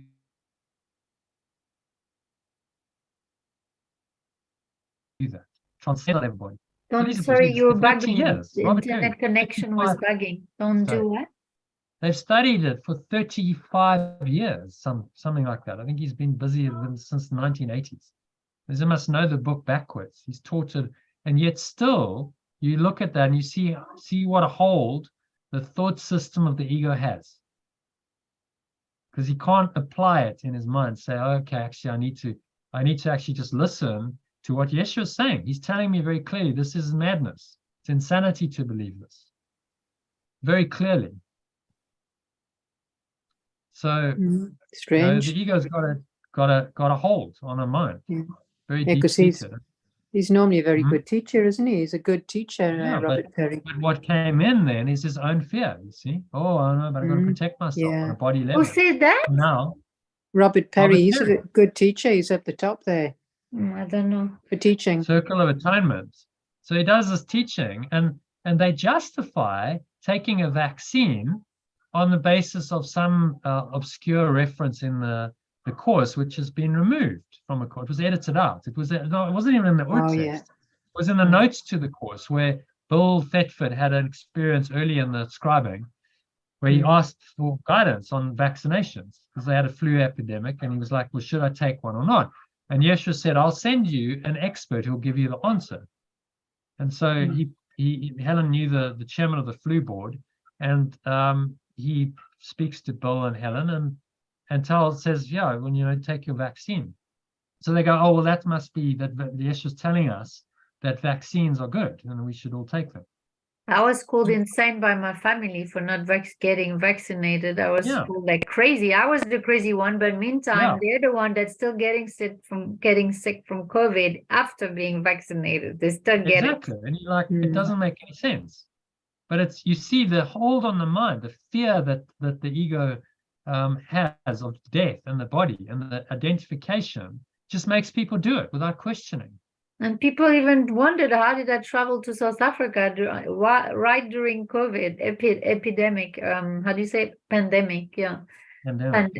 Pandemic or whatever. Pandemic. Yeah. How did I travel to South Africa? Don't they ask to get vaccinated? Well, I did the PCR test, which is already tough enough, crazy enough. Yeah, I mean, you didn't have to, but the point is, it's a thought system. I'm just using it as an example. I'm not personally attacking Rob Perry or Emily Bennington, but it was extraordinary that these, really, he's a as you've heard of him, and he's a very good well-known teacher. Yeah, he's very good. He's been around since the 1980s. He's the head of the Circle of Atonement. He is one of the kind of gurus in the Course world, right? You think, okay, he should, if he's saying it, he should know the truth. And he didn't. He's completely in illusion. He's saying, no, you should take your vaccine based on that, that instance, which was edited out of the Course for good reason, because that was personal guidance to Helen and Bill, and if you interpret it correctly, it's obvious what he was doing. He was building their faith. This was like very early in the scribing of the course, the first few weeks. He knows there's got this whole process ahead of him. He needs to build their belief in him. He needs to get their trust. So Bill's got a question. He's like, okay, well, I'll answer your question. You're not quite ready for the full miracle yet. That's going to come in time, in the scribing. But I'll just help you. I'll help you out on a level of form, and I'll give you an answer so that you start to trust me. You go, oh, actually, he can even give me an answer for things like, my concerns around vaccines and stuff. It was never meant as generalized guidance for the entire world. That's why they edited it out. That's why, these things were edited out, because they were meant for Bill and Helen personally. So don't misinterpret that and go, oh, now he was actually giving us the guidance that vaccines are okay, and, we should all take our vaccine. And when actually directly in the course, in lesson 76, he says no. He says don't do it, and this is a form of insanity. And they ignored that in the webinar. They ignored the specific instance of it being named in the webinar. Strange. That was what was extraordinary to me. Well, that just shows the ego's perceptual blindness. You don't want to see what's right in front of your face. He would have known, if he knows the course backwards, which he does, he would have known about this in lesson 76. He would have known. So he's a teacher of the course. Yeah. Circle of Atonement, ignore it because it didn't suit his point of view. And he even said you can justify virtually anything you want with A Course in Miracles if you're clever enough. You can twist the truth. But that's what it's people in do. the workbook, lesson 76. Yeah. 76 point paragraph 3. You really think a small round pellet or some fluid pushed into your veins through a sharper needle will ward off disease and death. So he's naming the illusion of vaccination specifically. And he's telling you that this is insanity that thinks these things. And then they go and they completely contradict that in a webinar. I'm like, how can you, sorry, you're not following the course. He's been so explicit. He's given us explicit guidance on the issue and you've ignored it. But that's symptomatic of the reason I'm bringing this into the conversation is because it just shows you how even someone like that who studied the course, he spent dedicated his life to studying this thing, teaching it, still the ego has a hold. Can't let go of the body identification in that instance and justifies, oh, well, you got to do what you got to do on the level of form. Well, that's not what Jesus' teaching is. So people say they're teaching the course and you reference it to the course and you find something different, then the course is correct. The original is correct, not the interpretation of it. And you can usually, because it's such a comprehensive course, you can usually go and find you don't practice what you preach. It's like he's not walking the talk because he's not practicing what he's preaching about. No, because he was scared of COVID and he was identified with his body. So he thought, well, if I take the vaccine, then this is a good idea because it's going to protect me. But actually, you can't believe in the ego's thought system and believe it's going to protect you. It's actually it's extremely destructive and dangerous to believe in that. Because you're believing in an illusion. And even on the level of form, there was no evidence that it would do that. There was never any evidence that the vaccine worked. Was there? Did anyone show you that exactly. It worked? That's why I never wanted to There's take no evidence that it it. works, and yet everyone believes it based on their fear. The placebo, alone. is it? Is it the placebo?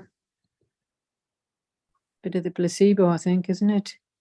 Well, people just they believe what they want to believe. Yeah, exactly. It makes you feel safe. Oh, there's a solution. Oh, we just want to get back to normal. If we take the vaccine, everything's going to go back to normal. All the controls will drop. And that is actually what happened. It's bizarre. They were like, all these controls, and everyone takes the vaccine, and suddenly they just drop it all. Yeah. Well, were you really concerned for our health and wellness? That shows you how people believe in nonsense so easily. And like, it's crazy. We're really concerned about our health and welfare. Because then all the controls go. Why don't we still have controls then if they were so important? They were just dropped.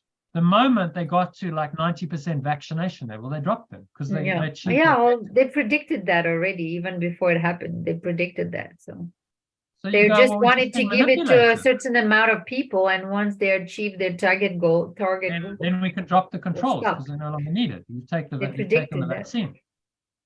And we can't see, people can't see through this stuff. Yeah. Because you still. Yeah, and I'm the one being called crazy.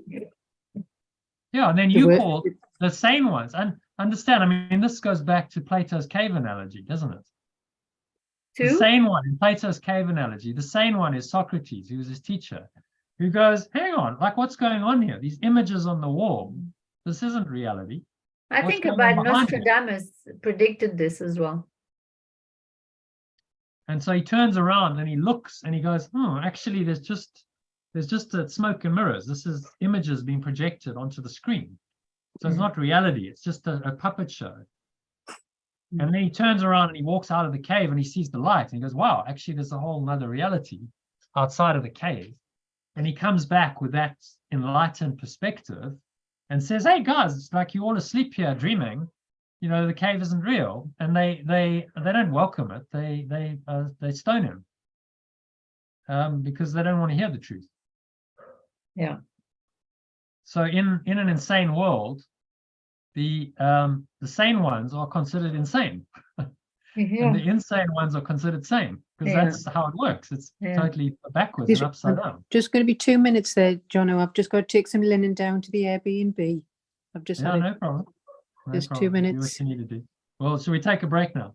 Oh, yes. I also Yeah, need okay. to have a little So bite take a still. take a Yeah. 10-minute break. Okay. So we take See a you in 10-minute 5. break. All right. Right. See you in a Maybe bit. 10. Maybe 10 Okay. minutes. Okay. Okay. Yeah, quarter to 9. So I don't Okay. even know what time it is actually. it's quarter to 10 your time. Quarter to 10. Yeah. 45. Yeah, we'll see. Maybe we'll do a bit more. We might not be able to finish this.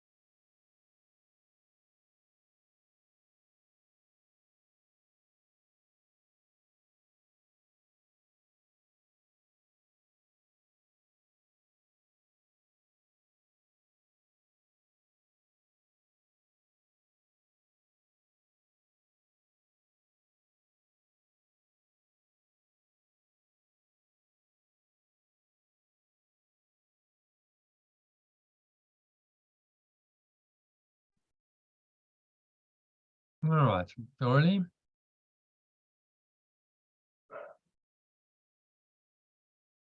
You're back.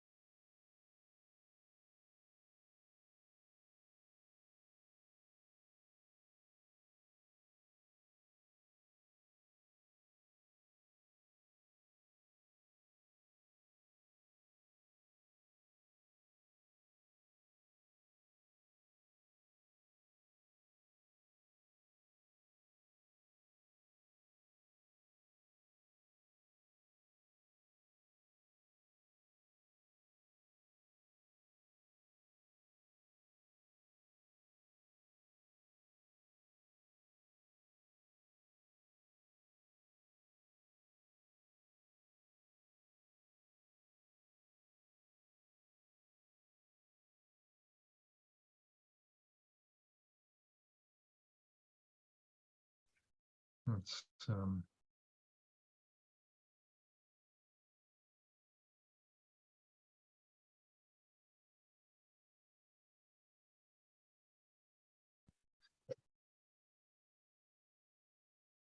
okay, so welcome back, everyone.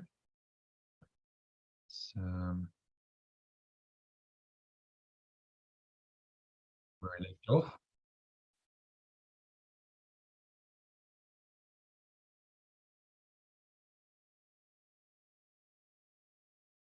So we left off at 25, principle number 25 of Principles of Miracles.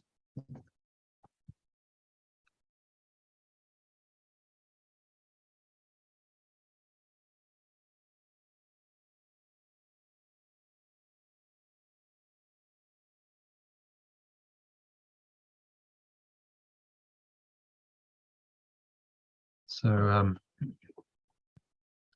talk about principle number 26. Let me share my screen so you can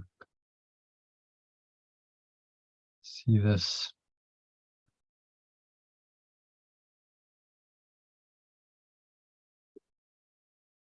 Miracles represent freedom from fear. Atoning means undoing. The undoing of fear is an essential part of the at-one-ment value of miracles. So translated, corrections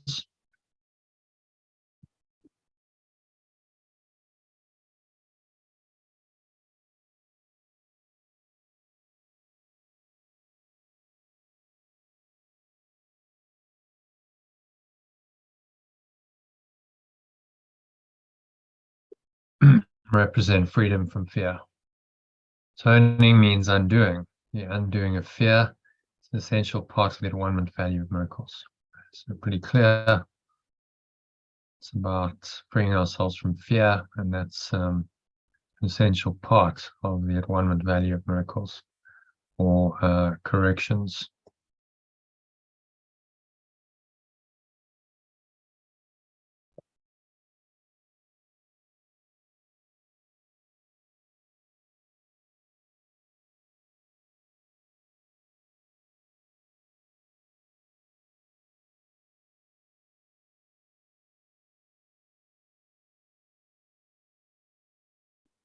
So correction is a universal blessing from God, being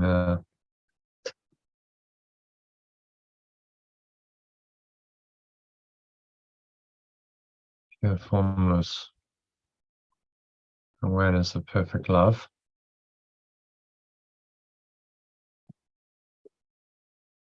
Through me,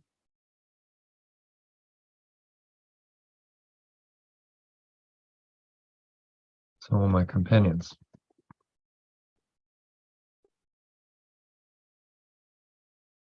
It's the privilege of the forgiven to forgive.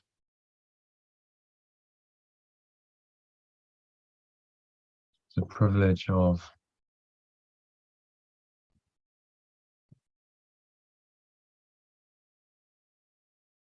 those who have let go.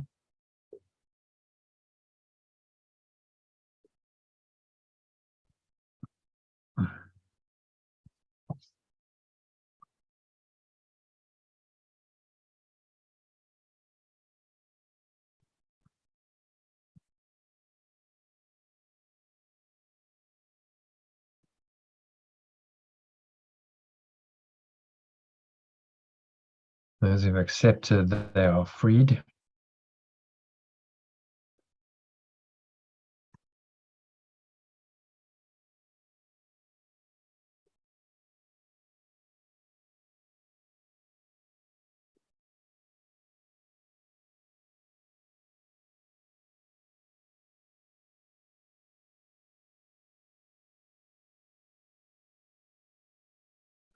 Privilege of those who accepted they are free to free others.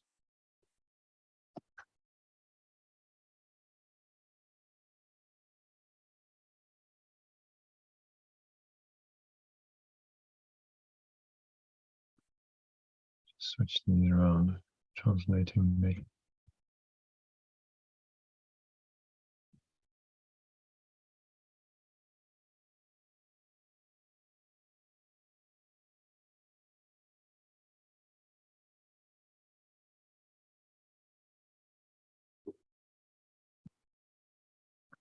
The privilege of those who have accepted they are free, those who are forgiven, to free others through their letting go.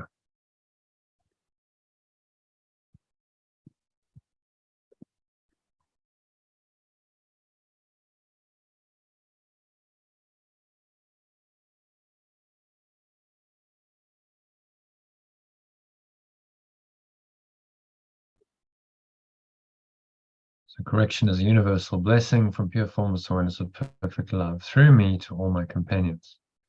It is the privilege of those who've accepted they are free to free others through their letting go.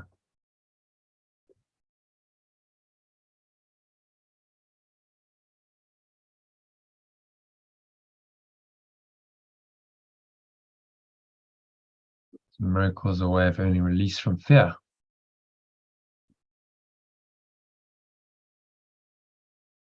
Revelation induces a state in which fear has already been abolished. Miracles are thus a means, and revelation is an end. So miracles, corrections,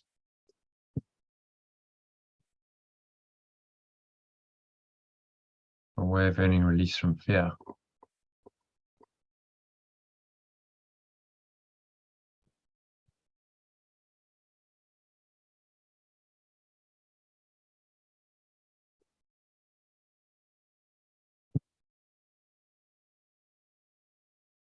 Revelation induces a state in which fear has already been abolished.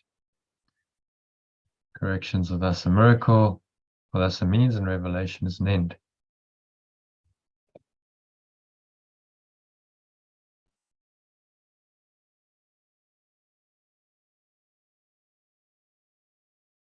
So revelation is a state in which fear has already been abolished.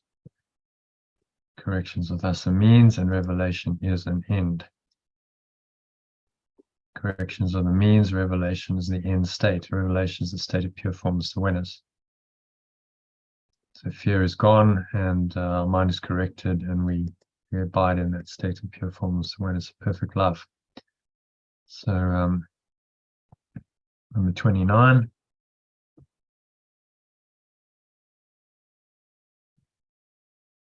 Miracles praise God through you. So miracles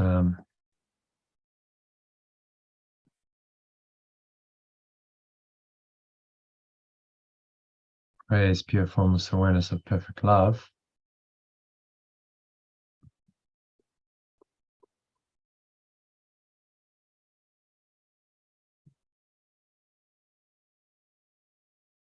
Through you. They praise it.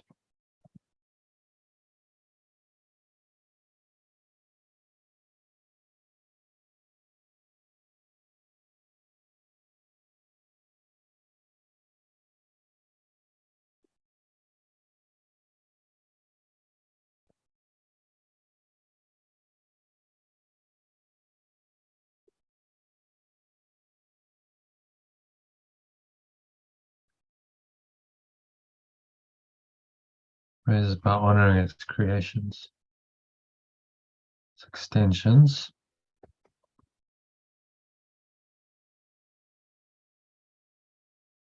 Affirming their perfection.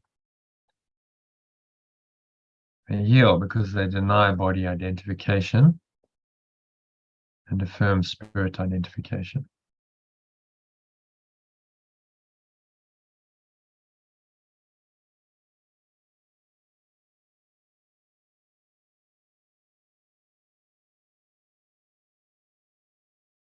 They praise pure forms of its extensions, which are affirming their perfection. They yield because they deny body identification and affirm spirit identification.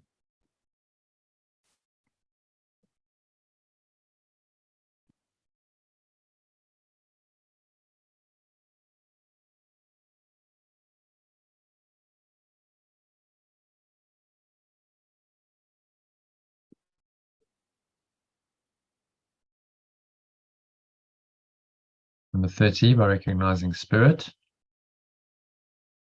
miracles adjust the levels of perception and show them in proper alignment. Place a spirit at the center where it can communicate directly. Let's take a look at that.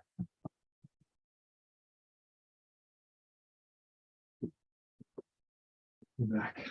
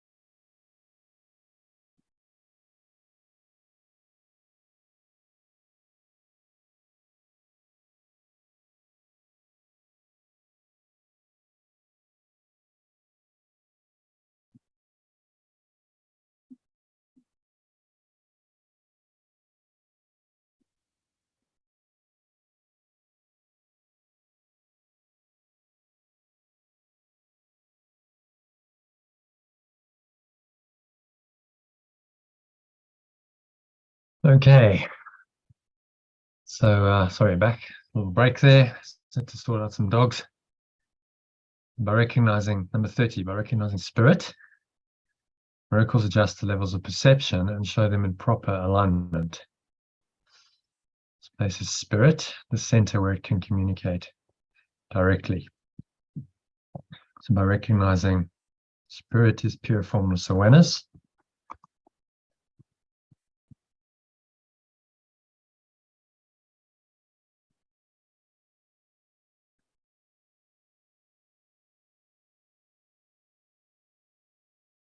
corrections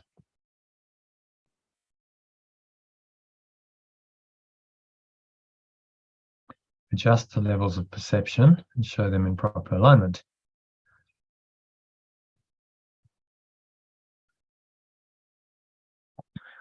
We have the perspective of truth. This place is pure formless awareness.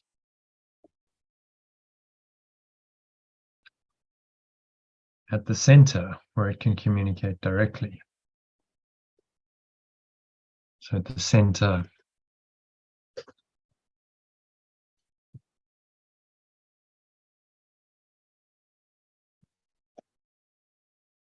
of the mind.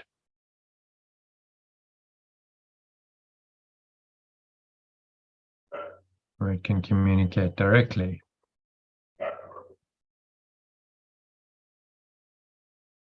Miracles should inspire gratitude, not awe.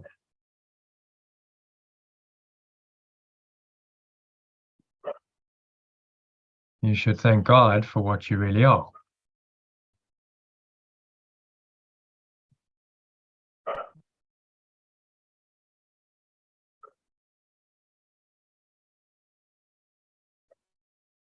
So correction should inspire gratitude, not awe.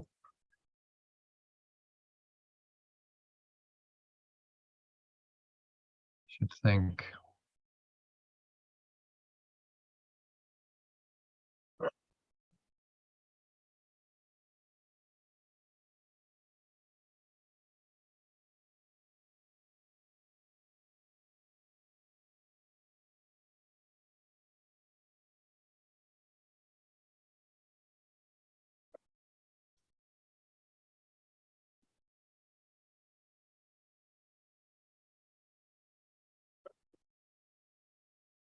pure formless awareness.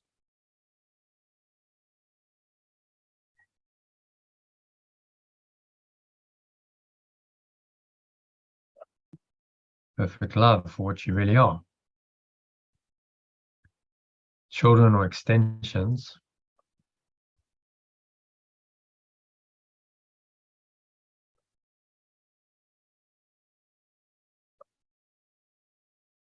Extensions of perfect love or holy. And the miracle or correction